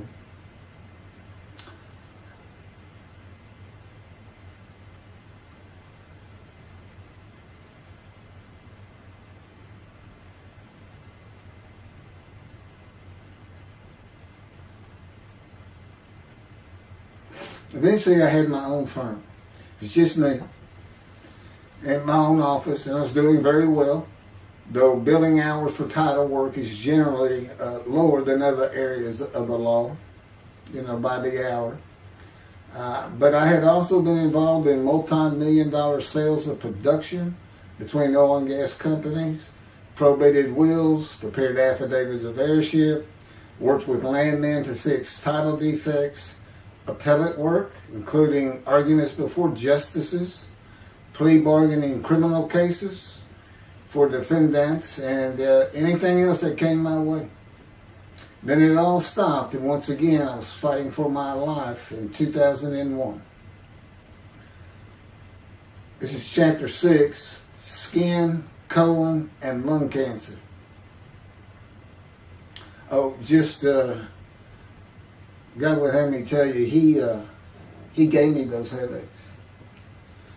When he came to me, I stopped having nightmares. He provides my dreams for me now, and often as a learning experience. But the grinding of the teeth, everything stopped, and I thought it was just because I wasn't having nightmares, and took away any symptoms of PTSD, for which I was receiving money from an insurance company for disability, partial disability. And that went on for about 7 years. Then one day we're out walking, year 7 of 13, and I had that headache. It just came, and I just stopped. And I said, "You got to be kidding. You did not give me those headaches." He said, "Yes, I did. It's necessary. You are considered the suffering servant of Isaiah 53. You had to suffer your entire life until you're suitable for my purpose," and that includes fitting every verse of Isaiah 53. At that time, I had finally read it, 7 years into all this. It was about year 2, I think. But yeah, he did. And, I ended up taking painkillers left and right and drinking with it, as so many people do. I was able to maintain, my life, my work, and everything, but it was enough to put the strain on my marriage that I pretty much blamed myself for it. And I told him I did it. That's the only time I got hot. Disfigure me, gut shot, those things, they didn't bother me. But I said, you hurt my children terribly with that, because I became a bad father. I wasn't the father I could be. They love me and I love them. We don't have any serious risks. They're off living their lives and they're all doing great.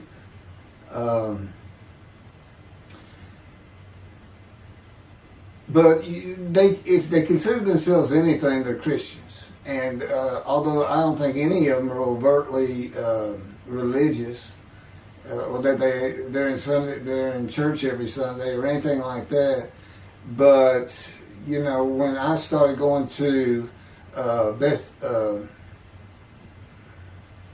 the conservative synagogue here in town, and I told them I was converting to be Jewish, that pretty much, just saying I would be a Jew, I guess. I'm not sure that I didn't believe in Jesus. It was probably more of it, God says. But really haven't talked to them much at all in 7 or 8 years. But anyway, so God gave me the headaches just to make sure.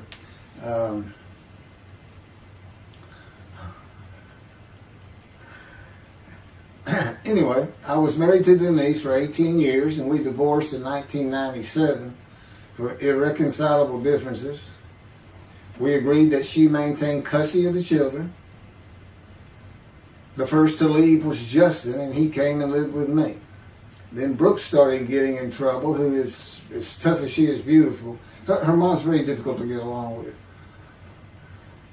Justin was a lot like me at his age, and trouble followed him everywhere he went. Like me, he was hard to talk to, and like me, his getting out of high school was a coin flip. He's doing great. He learned the oil and gas landman business, and I helped him out as much as I could, and friends of mine helped him out even a lot more. And he's very successful now. Married, no children. Laura's married, no children. She's got a great job. And Brooke is married with 2 children. I have 2 grandchildren.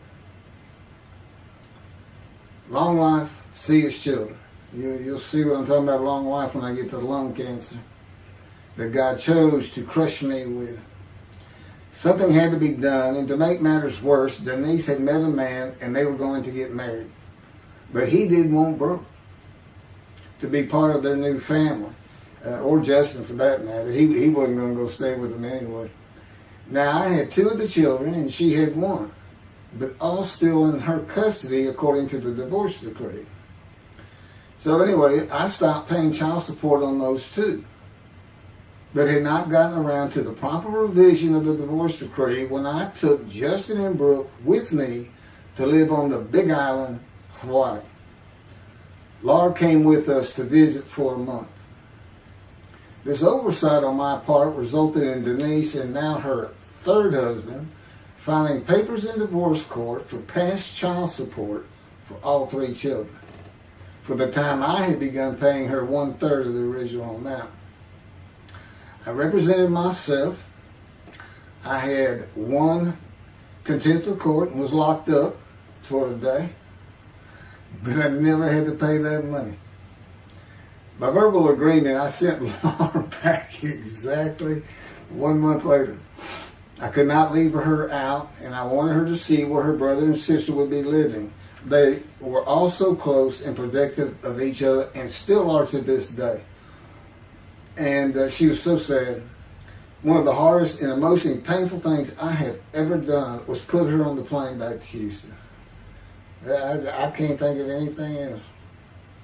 The backdrop to moving to Hawaii was my firm was in dire need of new work. But the oil and gas industry was down. It's always up and down. And my clients were not drilling. A landman I knew called and said his sister in Hawaii, a brilliant eye doctor, but not a good businesswoman, needed help resolving creditor issues stemming from her new offices and equipment purchases. I told him it was a good time for me, as things were slow, and who's going to turn down a free expense trip to the Big Island, Hawaii? So I went and took care of everything without charge, but of course everything was paid for. When I came back to live in Hawaii at the urging of the doctor that I had helped, who did not like the look of an abrasion on my chest, and it had been there for years, I was examined by a friend of hers, and it was cancer. I don't remember what the doctor called it. He removed it in surgery with a 6-inch diameter circular cut, and it was not malignant. I could practice in just about any area of the law, and all I had to do was pass the Hawaii bar exam, one of the toughest in the nation. While studying for the bar, my body, all at once, in a moment, told me something bad was wrong with me. I had been running, swimming, riding my bike everywhere I went, letting Justin have the car, and had been feeling good and strong. In a moment's time, I was weak and sick while grocery shopping, and there was a pain in my belly and my abdomen. I did not know it, but a large tumor in my colon had burst through my colon, and I was bleeding internally. I did not go to a doctor, which I guess is my nature. That, and I did not have medical insurance. Anyone asking anyone for help unless things were at a critical stage, such as a bullet wound, was something I couldn't do. There's all kinds of personality disorders. I thought surely it would pass, and decided to just give it time and bear up to the abdominal and belly pain. I continued studying and took the Hawaii bar on Oahu in Honolulu in the summer of 2001. I had lived in pain for so many years from my headache, and passing the bar was so important. I just kept going day by day. Pain was getting worse, and but I kept exercising. It was the only time I didn't focus on the pain. I had always been a fast healer, and I thought in any day it would just go away. I finally could no longer take it. Brooke, it turns out, was in Houston visiting with her mom, and I left Justin at our little, we called it the little green shack. There wasn't much to it. We weren't there very often, really, except to sleep, and went to Houston to find a doctor for diagnosis, staying at my parents' townhome, which is where I'm at now. I had allowed my major medical insurance to lapse using premiums for child support when things had gotten lean. I just needed someone to tell me what was wrong. I would find a way to take care of whatever the diagnosis was. Early September, I was close to dying, lying on the floor of a dingy apartment of a friend who traveled for work. I could no longer get up to even try and get medical help.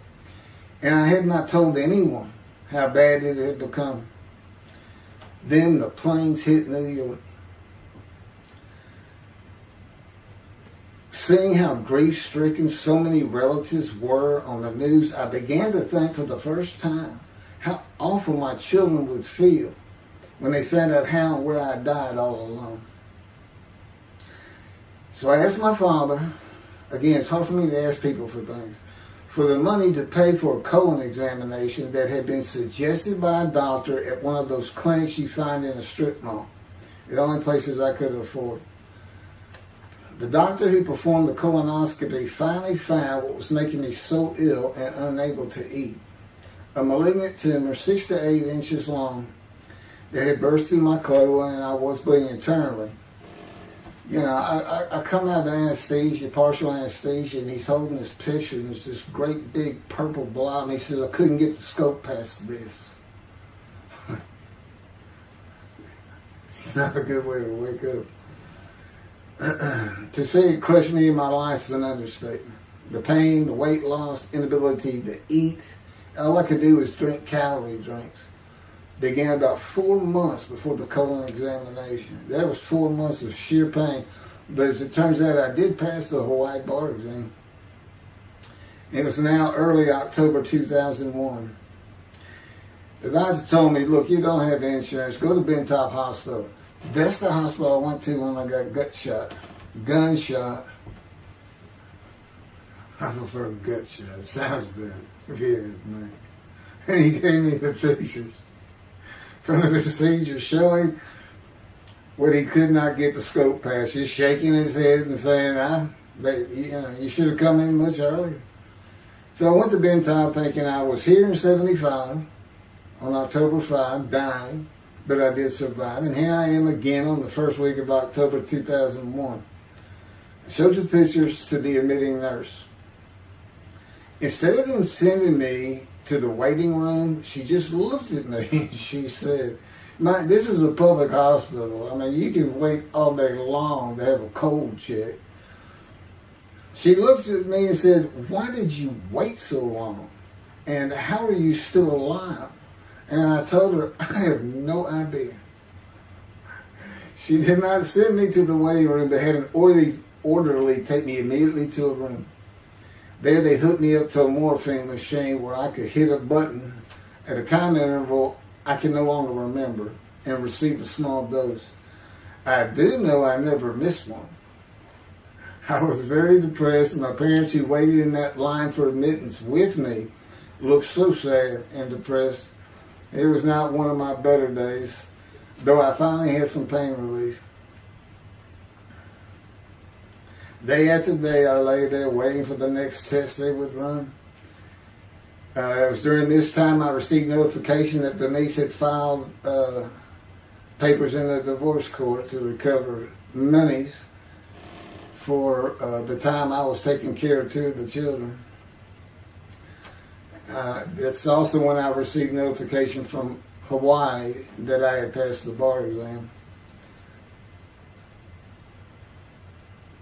So, Bentall Hospital, what a lifesaver. I mean, young surgeons in like Baylor University, medical schools, it's a prime position to get your hands on if you're going to be a surgeon, because you're in surgery all day long and all night long. As long as you can stand up, they're bringing people in. It's just a real hot spot in Houston, and a great hospital, but it's not a place you want to stay. You really don't. My doctor would come in and be out so fast, I never knew what was going on. He did tell you my previous surgery to my abdomen, where they opened me up from stem to stern, complicated removal of the tumor. On October 25, my son's birthday, who was now stuck in Hawaii, they cut me open again and removed the tumor. It was about a week or so later, I was released with a schedule for chemotherapy. I returned to the dingy apartment all alone. I just stared at the television for weeks.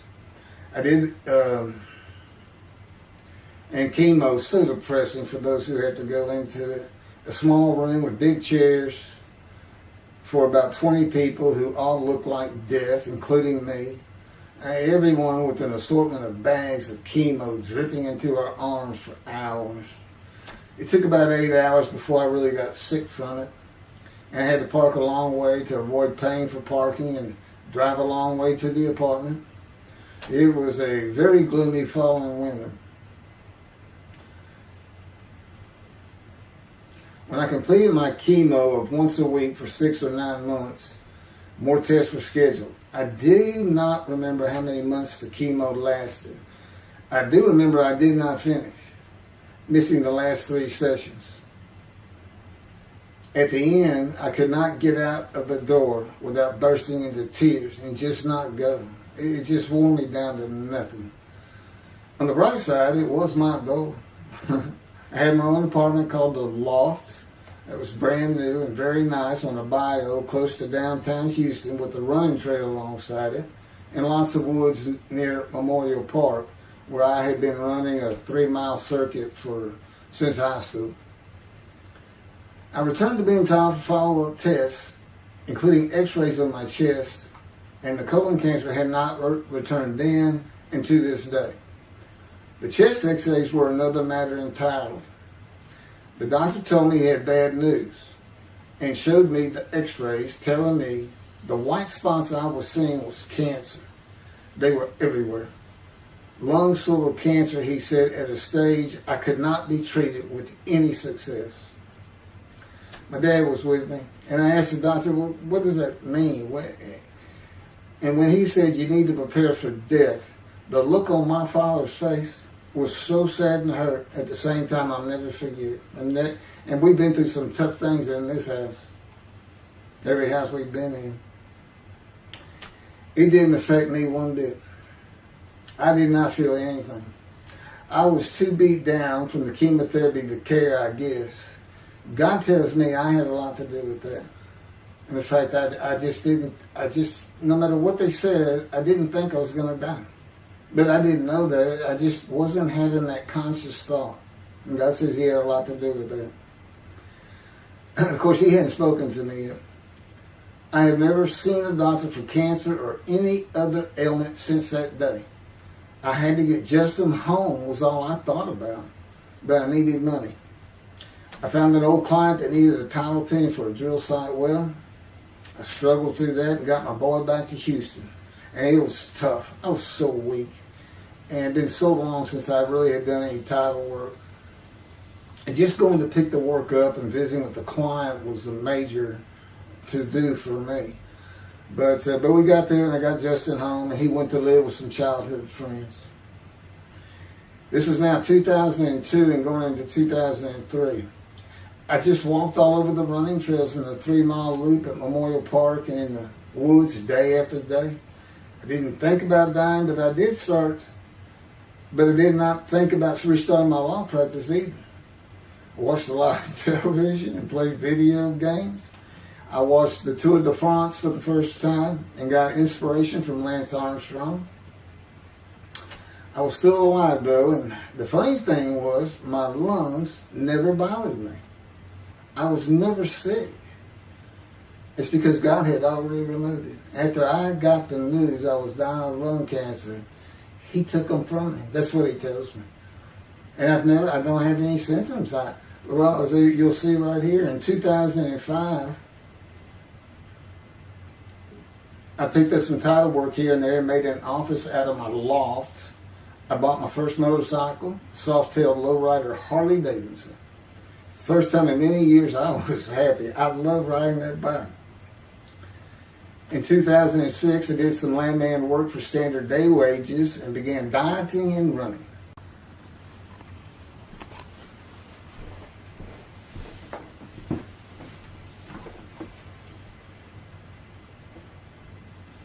Once again, my camera only goes for 29 minutes and 59 seconds, and I'm going to back up just a little bit. In 2006, I did some land work for standard day wages and began dieting and running. I had never been a swimmer in terms of training for it. I love the water and swimming, but I never trained with laps at different paces and various distances. Mostly because I was so slow, because of my right arm. I was reaching an age, though, where endurance in my running was more important than speed. And so endurance swimming was too. In Hawaii, I had seen the athletes come to Kailua Kona, where we lived and where the Ironman Triathlon begins and ends. Matter of fact, my little green shack was just right on the route where they start. That was a fun week. It was amazing watching the athletes train and prepare for the race. I would think to myself, a human being, the human body cannot do what they are doing.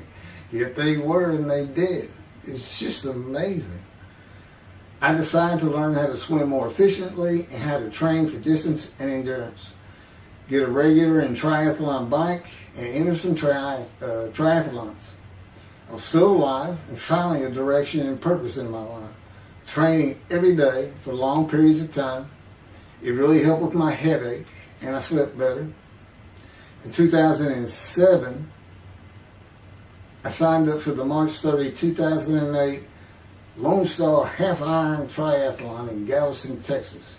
And the October 5, 2008 Longhorn Ironman 70.3 in Austin, Texas. You cover 70.3 miles, and you got to do it under 8 hours. And I did real well in the first one. As far as my time, it's 7 hours and a little bit, but I barely made it without disqualification in the one in Austin, and it was primarily because of the hills. It's this very hilly area in central Texas, I guess. But I did make it, and swore I'd never do another one. But I did that after the first one too. It's tough. My insurance was still paying for my inability to work, primarily based on the headache and a diagnosis of PTSD. So I was not working, and I got real serious in training to swim the 1.2 miles in the ocean. And that would be in Galveston and in a lake in Austin. 56 miles on the bike and a half marathon, 13.1 mile run. That's what I was able to do with a diagnosis in 2001 of lung cancer that could not even be treated, stage 4. And that's just about impossible. It would take a miracle of God for that to happen, because generally you're going to die within 1 year. They say if you get lucky with good medical treatment, you might make 5 years. But 1 year is the standard, if you can make it that long. That's my proof that I offered myself to guilt for God. Because you can't, it's not something provable. All you can do is show the result of that offer. And again, guilt's an emotion. I got way too many videos and everything to get too detailed on it. But that is the proof. You know, I got the colon cancer 20 years ago when the planes hit New York. And it was Oh, that was 2001, right. Too many things go through my mind when I start thinking about those cancer years. But God, He removed it. He had something for me to do, but that's verse 10. God chose to crush him with disease. And as I've mentioned, the reason he chose that is to show that I was blemished, defective, could not possibly be an offer for sacrifice, because he knew what the Gentiles were going to do. They were going to put an unblemished lamb in there and call the Jewish people's Bible their own, and use the laws of Leviticus, not unlike Mr. Toby Singer and his 6 million blemished ram sacrificed by Hitler, the righteous servant of God. That's how that seems to read. He's welcome to, respond any way he wants to that, but it's on the video, it's in the book, it's in quotes by him. It's from his midrash, from his site, and he said, share this with everybody. Everybody can take it and just share how great my knowledge is. Well, it's lacking in some areas. There's any question he's an intelligent man, but his reasoning capabilities, in my opinion, at least as to Isaiah 53, are severely wanting. I am that man. And God's going to give the Christians hell with it, and with me. Just like I just heard this for the first time on the video, when all of a sudden he had me say that Jesus announced he wasn't the man of Isaiah 53 on the cross, when he said, Father, Father, Father, why are you forsaking me? Because he was about to die.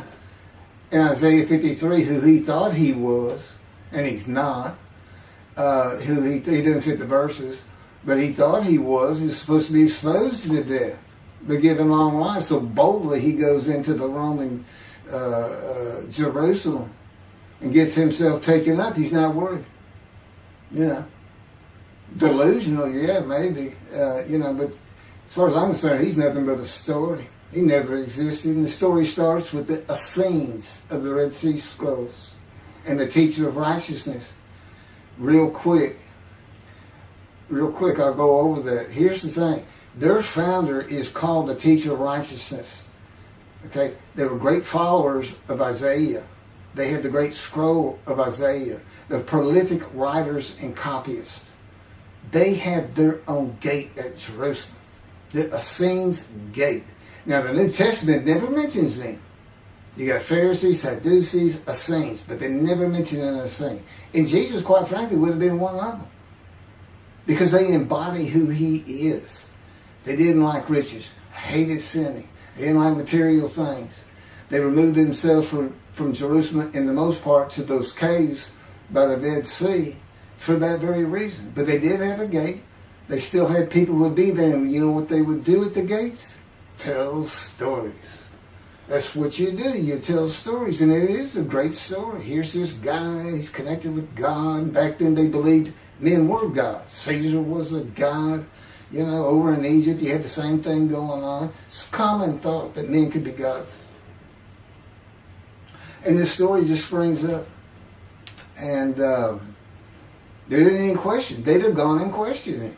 I mean, they're sitting right front and center in Jerusalem. You think they didn't hear about this man walking on water, raising the dead, feeding 5,000 with 2 fish and 5 loaves, turning water to wine? That alone, Rome would have said, Caesar would have said, he does what? He turns water to wine. Bring him to me. Don't touch a hair on his head. You don't kill the man who turns water to wine. You send him out with your armies. Make your men happy. It's there's so many ridiculous aspects to it. Most particularly, God performed a human sacrifice for the sinning Gentiles. He's left the sinning Jews for the sinning Gentiles. But he gives them an out, these Gentiles, not his chosen. He gives them an out. I know, I'm going to kill my son for you, so that you'll be forgiven of violating my commandments and laws. If anybody knows God, and the Jews do, and I know him like nobody's business, that's not him. That's not him. I mean, he told the Jews, I'm never going to leave you, but I will punish you. Now, that's him. That's him. And he'll put you through hell just to make you a better person, a better people.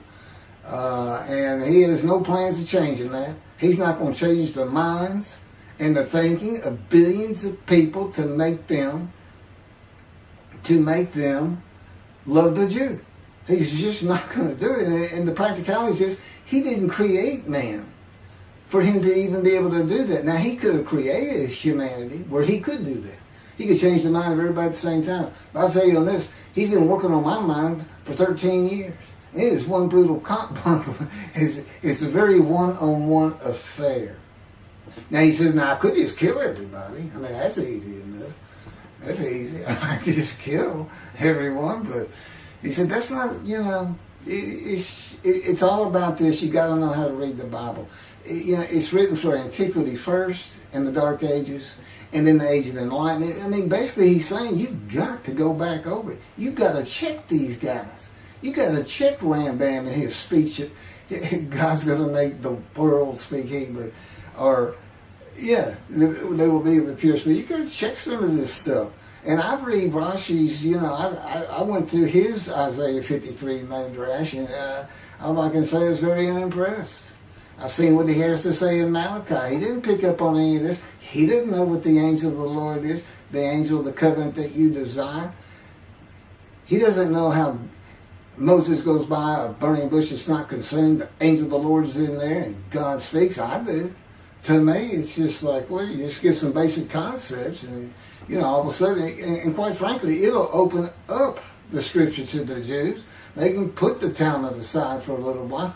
But I will say this. God says, if you can study it, study it. There's all kinds of great things in it. Just be real careful about what you teach from it. And it's useful for heaven. If you like to talk about Talmud as a scholar with other Jews who may very well be in a scroll of remembrance with you, you can meet up with them.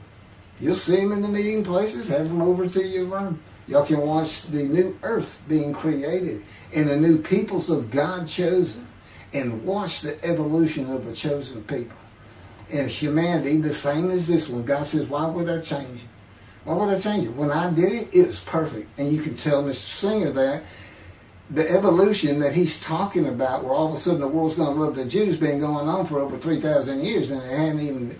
And today, anti-Semitism's up, and David is here. It's not going to happen. Thank you very much. I will be doing. Was that 5 and 6? Yeah, that was 5 and 6. Now the book picks up at chapter 7. It's on a video when God first speaks to me. And it's very interesting. And we'll still be putting some videos out. But I've pretty much covered all the major material. Everything from Isaiah 53 and the day of the word, Lord. There's a few more things. And it's a better read than it is a video watch. But, for those who like to read. But it's covered very well in these videos. And now that I put in the personal part in, which is to show how I fit Isaiah 53, and you see the difference in my life. Now that's a life of suffering. That's a life of pain. That's a life of familiar with disease. They say, gee, when he died on the cross, he was scourged. He was scourged and this and that. Do you know how much he suffered in his life? I mean, he's not even in the conversation as a man of suffering. He's not in the conversation. Thousands and thousands and thousands of people died horrific deaths back then and by crucifixion. He's not the only one. This is descriptive of a man and his life. So you can find him, identify him. And what did he do? He never suffered. He was never sick, ever, until the last day of his life. He's 30 years old and he's got one day but under his belt of pain and suffering. To me, you're not even in the conversation. I mean, that's nothing. That's not him suffering. That's just, you had a bad death, sorry. You got whipped first. You got whipped. One gospel says the scourging was an open-handed slap to the face. Now, the other three do say scourge. But then and then every movie you see, he's carrying that cross. He's all whooped up and bleeding, this and that. He carries the cross in one gospel only. In the other three, it's carried for him. And then he's on the cross, and what does he do? Father, Father, why have you forsaken me? And then the gospel says, one of them, and then he gave up the ghost. He gave up and died. I laid in the back of an ambulance for 8 hours, doing everything I could in my power to stay alive. Just gave up the ghost. There's another video where we make that a little bit more humorous. Anyway, thank you for listening, and I guess that's it. Thank you.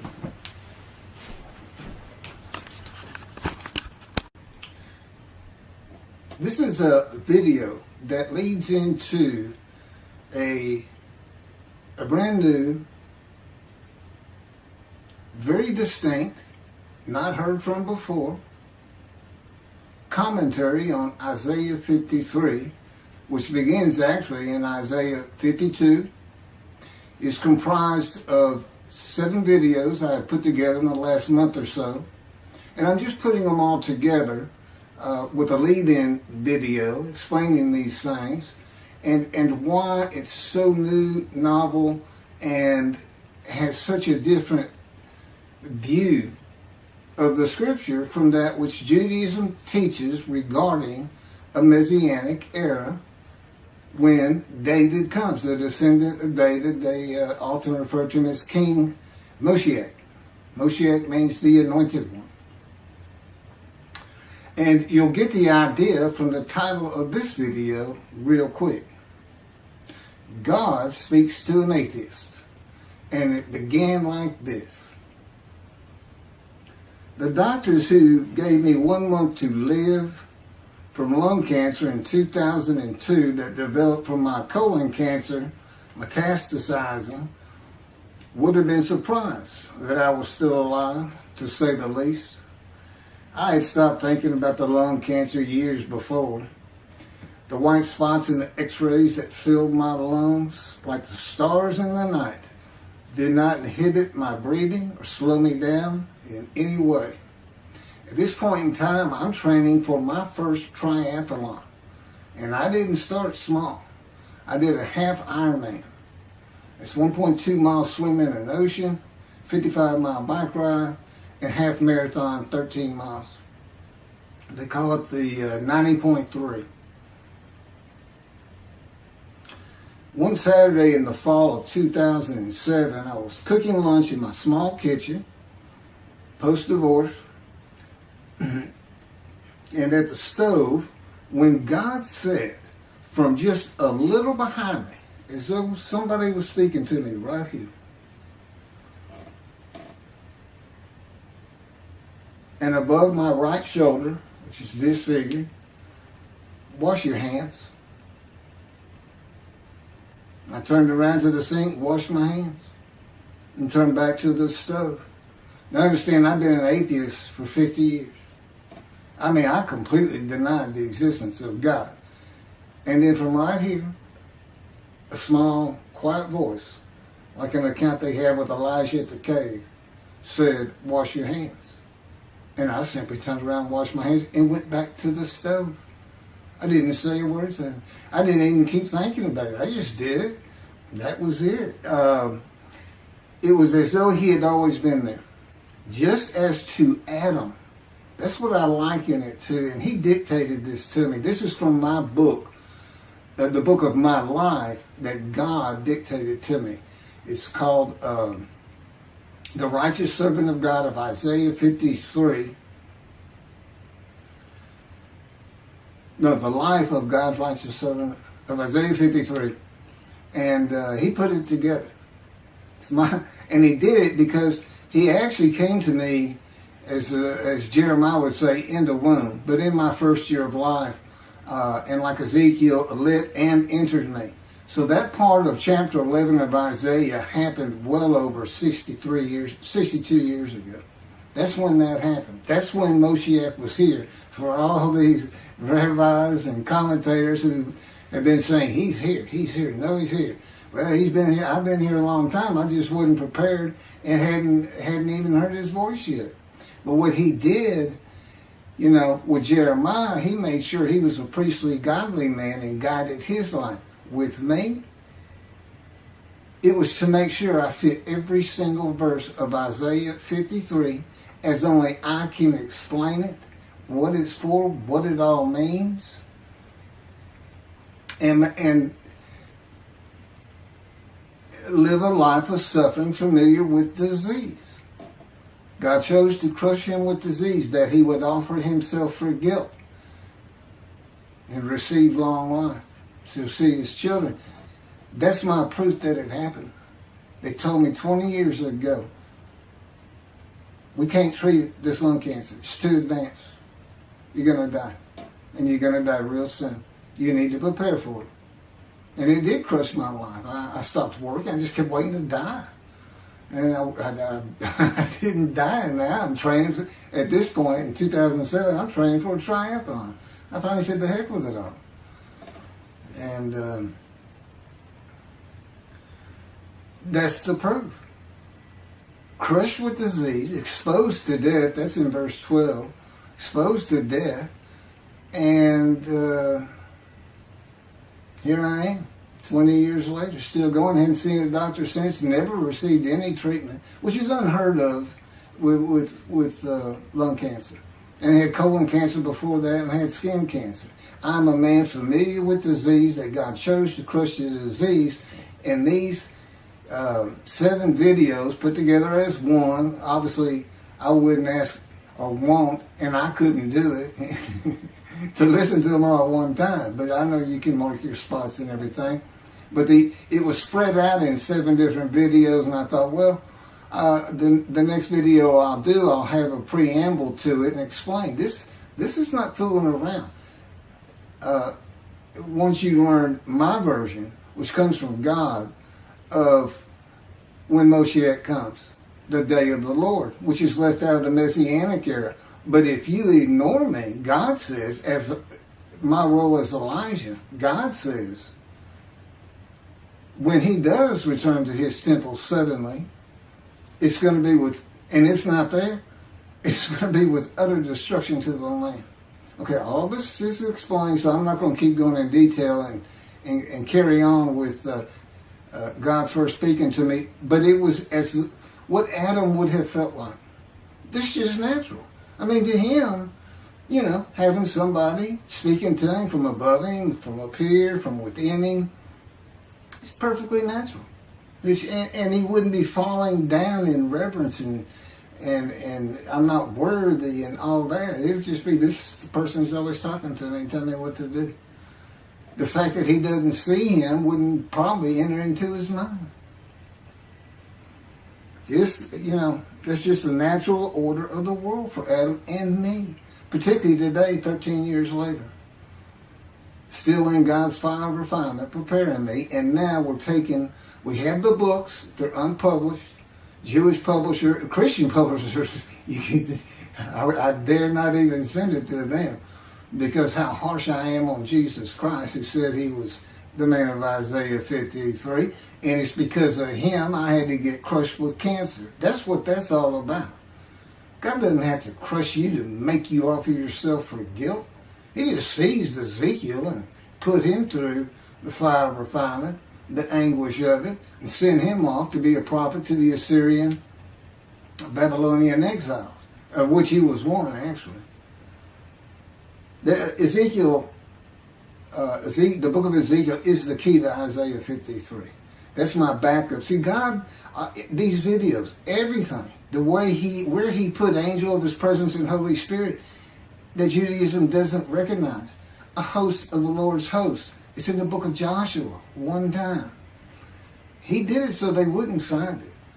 He knew what this was going to be about. These are my proofs. This is what it's all about. He set it up for me to be this controversial.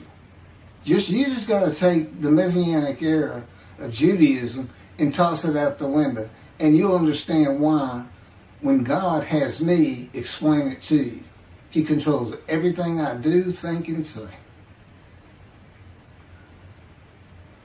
Finishing preparing lunch and ready to watch a Texas A&M football game, I headed to the living room and God said, get a napkin. I turned back to the kitchen and got a paper towel. Sitting on the couch from about the same place. Sitting on the couch with the television on and my plate in my lap, God said, get your TV tray. I got up, set my TV tray in front of me and placed my plate on it, began eating and watching the game. That night, I was in bed reading a book. From the doorway, God said, tomorrow we're going to Bed Bath & Beyond, the store, to buy a shower curtain, sheets, pillowcases, and shop in general for things that you need. I said, okay, and continued reading my book. That's God spoke to an atheist. That's how it started. We call it the early years now when we talk about it. It was so different from the way things are and all the same in the same breath.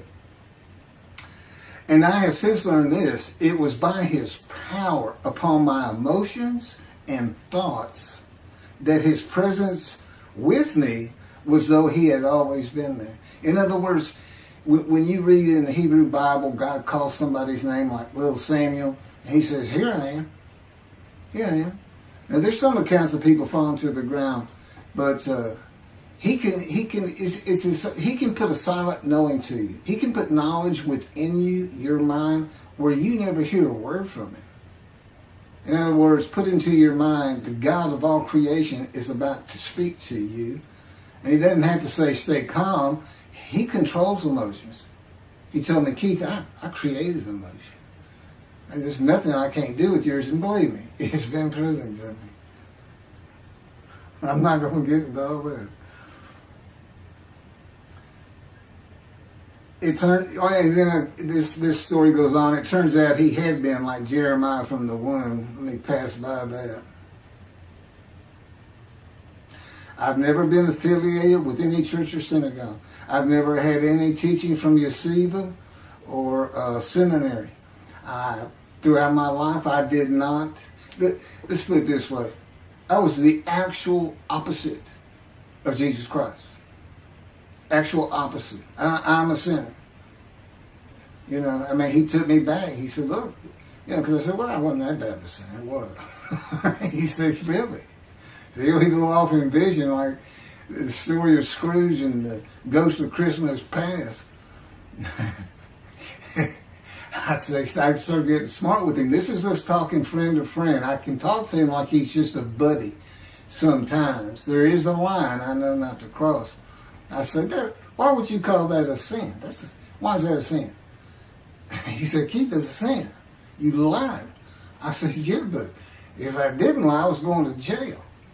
He said, but that don't make it good. I said, well, which comes first? Going to saving yourself? Or lying? And so what? I didn't believe in you anyway. I wouldn't worry about going to hell either. It's just, I didn't think about those things.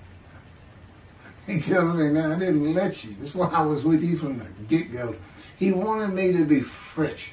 No preordained, settled in thoughts and beliefs on anything.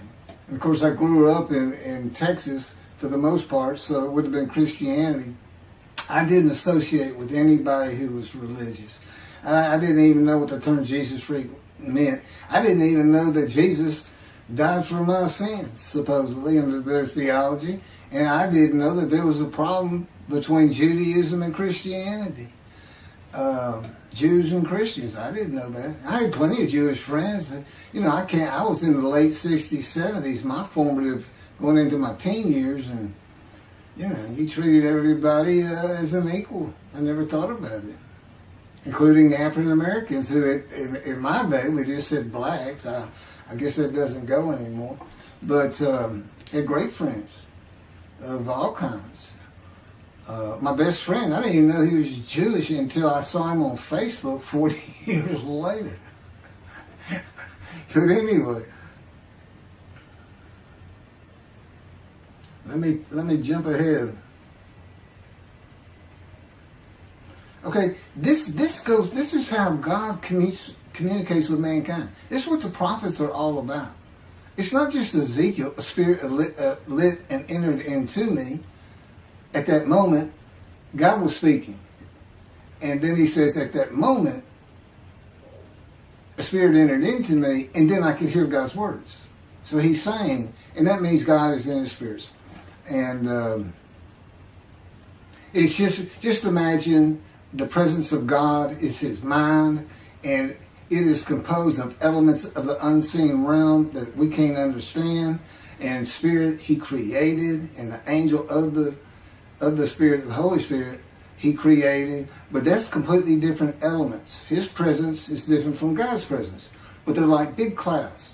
And they can float together and be as one cloud. Okay, that cloud is what descends upon you.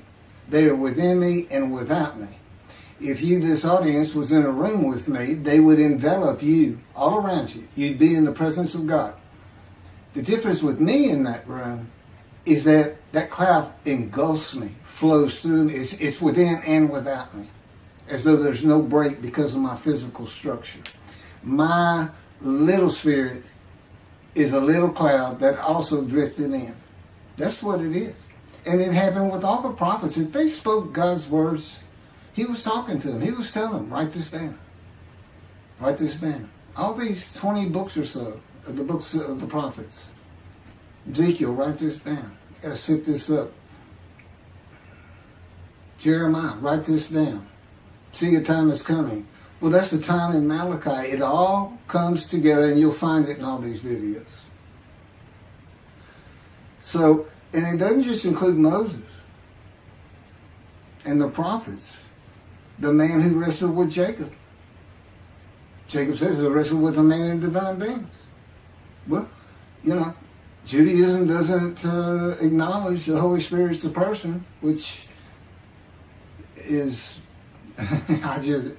beyond belief, because there's so many references that this is clearly a person, an angel of his presence. But it's just God going to a man saying, hey, wake up, I'm the God of this land. See this man over here sleeping? His name's Jacob. He's got his head on a rock. Go jump on him, start wrestling. Don't worry about it. I'm gonna orchestrate the whole thing. You'll be fine. And the guy would have said, here I am, let's go.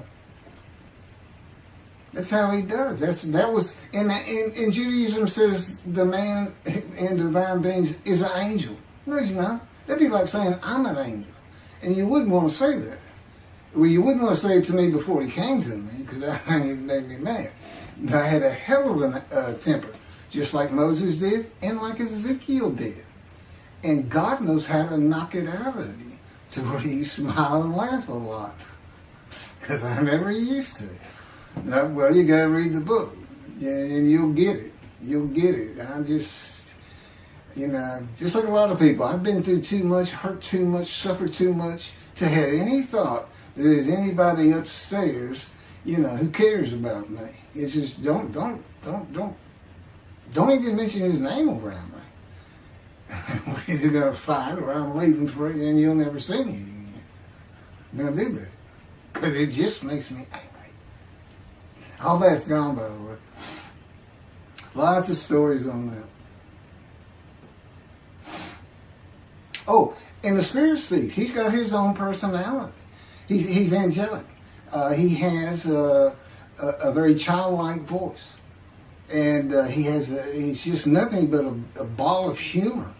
He has me say he's the greatest comedian of all times of the universe, and he's just a joy to talk to and be. And he has the smarts of God, as he tells me. But I have instant communication with him. I have instant communication with God. It's like there's three persons in my mind. This one cloud is three clouds. It's two spirits and the elements of God's mind. And slow process, though. 13 years, and it's 13 years of, and this is from Isaiah 53, punishment, wounding, chastisement, maltreatment, crushing, bruising, and I'm telling you, he's relentless. But it's in the stories, and I have a lot more once I get to Israel, and I have full confidence God's going to get it done. That's one thing I don't worry about. 13 years, a year and a half of trying to get books published, denied by everybody who even bothered to answer me, because it's just so different. And it can only go to Jewish publishers, and it's just like, well, this isn't the stuff we believe, and it sounds like he's saying it's him and this and that. Well, I was. God said I made sure I didn't get them published. I wanted to do the videos first. You see, I'm not on the executive committee. I don't know what's going on 99% of the time. I don't know what I'm going to have for dinner. I no longer have self-will. I can't ask him for anything. And there's all kinds of reasons for that, such as, if one of my kids gets sick and he doesn't heal them up, cancer or something, am I going to be disappointed? Am I going to be hurt? The answer is no. He's trained me too well to even bother asking. If he's going to do it, he's going to do it. I know he has the knowledge, and he's right here with me. So, it's a long, detailed process. I know things from his perspective. It's just another reason the Messianic era is not going to happen. And it comes out in these films. But the Holy Spirit, the angel of his presence, we're friends. God says, I can't be friends with human beings. I said, well, we're friendly with each other. He says, yes, that's right. I said, I Googled this, and technically you are my friend. He said, well, I know, but I just don't acknowledge you. I said, why? He said, because I'm God. That's the way I am. I get to do whatever I want. Now, he's just messing with me. It's just like having a friend. Of course, it's a true statement. He can do whatever he wants. But he's pretty stately and regal. But, again, we live together. I've lived with him for 13 years now. And it's never going to end until I die. I wouldn't even know what to do. He said, if I let you, you're going to fall down dead. You're not supposed to be alive. I keep you alive. He said, I took that cancer from you, but I just put it back in if you do something that makes me want to leave. I said, well, what am I going to do? No self-will. To an extent, no self-thought. And I told him, I'm not even a human being anymore. He said, well, what are you? I said, I don't know. I'm a man in divine beings, but I'm not a human. I don't have self-will. That's what distinguishes a human being from an animal. He said, but I'm being the human for you. I'm providing your self-will. So you do, in a way, have it. So you're still a human being. I said, well, I'm dead. He said, why are you dead? I said, because it's like my brain's not connected to my spirit anymore. It's like you're sending all the information in. And that's about heaven. I haven't lived the existence in heaven as to my thoughts, because in heaven you won't have a mind. The heaven for the Jewish people only, I might add. You won't have a mind. God's got to provide it for you. He's got to be you for you as a completely new and different creature. But still you. It's a very amazing story on how that does. And I'm taught all these things and literally experience them, not only in the real, but in visions. I've had more visions than, if you count every single vision in the Hebrew Bible and the New Testament, I've had easily double that. And I'm a walking visual. God's communication, and this actually shows up in the story of Moses. He won't let me tell right now. But he puts images in your mind.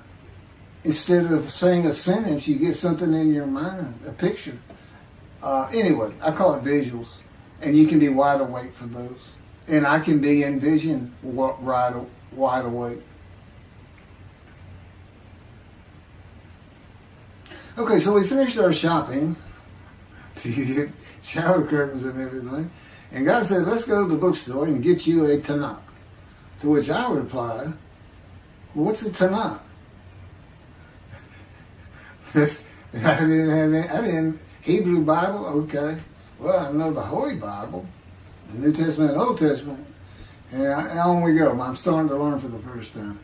At Barnes & Noble's, we looked at all the Hebrew Bibles and purchased the Jewish Publication Society's Tanakh, the Holy Scriptures, which is a translation that began in 1956 and was published in 85. Men who spent 30 years on the Leningrad Codex, the oldest Hebrew Bible in existence. They started from scratch. I hear these rabbis and people saying, well, I know what these translations are, this and that, and this. And God says, just go with the JPS. They hit it right just about every single time. I've only found one thing that I don't understand how they missed it. But it's in 53. This is the 1985 edition. That's the best translation you can get out there. And I don't just hear God speak to me. His presence is heavy. And I'm also, it says he pinned Ezekiel's arms behind his back with his cords of power. And by his cords of power, Ezekiel could not leave his house. That's in Isaiah 53. He took him from the land of the living. Took him from society. The man of Isaiah 53 lives, so he's taken from society, but that doesn't, from the land of the living, that doesn't mean he died. And there's no crucifixion in 53. So you start to see how Ezekiel is so important in this, and that's where you find out about the covenants of friendship that come with God in the day of the Lord when Moshiach comes. Again, you don't hear anything about it in this Messianic era. I'll tell you this. I think the Jewish people are going to like this better. I think throwing out all that rubbish Judaism has been teaching from back in antiquity, that's where they're stuck, and see what's really going to happen with God coming back, a man in divine beings, with the capabilities of Moses, Elijah, the descendant of David. All their attributes, are in me. I can be each and every one of them, and I can be all four of them at one time. And God can speak through me. So, it's going to be fun, and he wants his temple rebuilt. That's the purpose of Isaiah 53. It says, a purpose which might prosper of God. But it doesn't tell us what the purpose is. Well, we find it in Malachi 3. I'm sending my messenger before me to clear the way for me, and I shall return to my temple suddenly. But the covenant that comes with David says, I'm going to place my sanctuary amongst you. He already knows it's not going to be there. And then we have Elijah in Malachi 3. Well, he's got a purpose that might prosper. And if it doesn't, God comes with utter destruction to the land. And again, you don't hear it with the Messianic era. Utter destruction to the land. There's 7 million Israeli Jews. How can you not read that and go, that sounds an awful lot like I'm going to raise up armies against you? How can you just ignore that? Well, anyway, we're getting it fixed up. And the purpose that might prosper, I never believed that. I think that just hooks the man of the righteous servant of God of 53. I think that puts him with, he's got the same purpose as Elijah. Elijah is supposed to bring the families back together through the laws and teachings God gave Moses, or being mindful of them. That's the new covenant. It's an amendment. It's an amendment that also has a new inclusion of sin forgiveness. Over the last 63 years, God's presence has resided in Texas, Louisiana, Florida, and Hawaii. And he is more than ready to return to his land, Israel. Because wherever I am is where his presence is, and those are all the different states I lived in over this time period. Wherever I go. As a matter of fact, if you see me in Israel down at the old city or down at Tel Aviv, you can turn to your friend and say, hey, I know where God is. I said, really? I thought he left. Some people say he died. He said, no, you see that guy over there? He's all around that guy. And some say inside too. That's what it's going to be like. God says, when we get to Israel, we're never leaving again. I said, I wanted to see Great Britain. He said, it's like, did you just ask for something? I was like, oh. Yeah, that's good. I hope I fry if I hit the border and cross over. I will just burn up, burst into combustible flame. But anyway, that's where he wants to be. And I'm assured he's going to get there. This purpose that might prosper, again, I think it just shows the purpose of the righteous servant and a purpose of Elijah. Because he knew I was going to be teaching. There's only, in the day of the Lord, as you would imagine, he wants to have all the prophecies fulfilled, be done with the prophecies. And there's only a handful, 4 men to come that we've never seen. The descendant of David, prophet like Moses, Elijah, and of course the righteous servant. We only have one description. Even the sages knew you got to have a description of the descendant of David. It's Isaiah 53. They called him in the Babylonian Talmud the leper scholar. You'll see me referencing it on just about every video. In other words, I'm saying, look, it's not Jesus, it's not the people of Israel as taught today. It's this guy from the Talmud that just hadn't come yet. You just didn't know, didn't have a name that fit the description. Well, you do now. And 2 covenants. The friendship covenant, which is actually in 2 parts, Ezekiel 34 and Ezekiel 37. One part of which is, I'm going to put my sanctuary amongst my people. And the other part, interesting enough, has to do with the land blooming again, which is Jeremiah 31. See, a time is coming, the land will bloom again. See, a time is coming. The cities, after desolation of many years, 2,000 plus actually, will be restored and Jerusalem rebuilt. And the Jews shall never be defeated again. Okay, now we just talked about utter destruction likened to armies being raised. But here it is in this friendship covenant, in this, Jerusalem being rebuilt. If that's done, then you'll never be defeated again. So, you look and you go, well, there's kind of a problem between those two. And what I think it means is he's going to get the temple built now that Jerusalem's been rebuilt and he's come. That this might prosper because, it kind of gets you. So what is the purpose of God might prosper? Who thought you could do everything? And he said, well, in a large part, my people got to listen to you. They got to, especially the rabbis, they never listen to my prophets. They're all full of themselves. Think they know everything. Boy, he starts getting angry. And see, that's not good for me. Because all of a sudden he wants to make me better, which means suffering. You got to keep him away from those moves. I'll tell the spirit, say something funny. You're the funny guy around here. We talk friend to friend too. Well, anyway, I'm going to let you. There's a lot more, but this story's in my book. Hopefully, after spending time and understanding who I am, that this is here. It's happening. I don't care what the rabbis think or say. Look, I'm a prophet of God. I'm a man in divine beings. If I say something contrary to what they think and say and believe, they're wrong automatically. It's a given because God is the one telling me all these things. It's His book. They're wrong automatically. And He is livid that I'm having this problem with Isaiah 53 being the people Israel. Well, it's in the videos, but you ought to see the arguments they really put back before that for Isaiah 53:10 and other verses.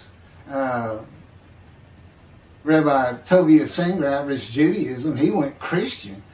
The Christians went to the laws of Leviticus, animal sacrificial laws, and said Jesus is the unblemished lamb. That's why, and they're using, Leviticus where you could offer a lamb and for unintentional sins, but nevertheless, they turned it into he was a human sacrifice, which he says himself. He says, God no longer wants bulls and goats for sin. He prepares my body for sacrifice. It's human sacrifice, and God made the sacrifice to Gentiles so they didn't have to obey His commandments and laws. From an atheist who comes in with no religious background, I read that and I look up face to face with God wherever He is that moment, and I say, you got to be kidding me. People believe this? this. He said about 2 billion right now. He said, I'm not going to bother trying to tell you how many there's been in 2,000 years. God made a human sacrifice to me so I can go to heaven and I can go kill somebody if I want to. I can go rob, so I can go beat my wife and my kids. I accept Jesus again. God was teaching me the New Testament, and this guy at one of these mega churches came up to me and says, if you do accept Jesus Christ, you're not just forgiven of all sins that you have committed. You're forgiven of every sin you're going to do in the future. I said, really? He said, yes, really. He said, Jesus knows you're going to do it, and he already forgave you. I said, wow, okay. So if you're a Christian, you can just sin all the time, because Jesus knew you were going to do it. That's okay. I hadn't actually heard that taught, but that's the effect of it. Okay. Next year in Jerusalem. Enjoy the books. Don't try to listen to the videos. Don't try to watch them all at one time. But what I did is I put them together for you in the order they should be. And I just thought it'd be easier. And we're kind of coming to the end of our videotaping for a little while, it seems like. Again, I'm not on the executive committee with God and His Spirit. I never really know what we're going to do next. And the books are at keithmccarty.wordpress.com. You can find that on my YouTube channel. I guess that's about it. Thank you very much.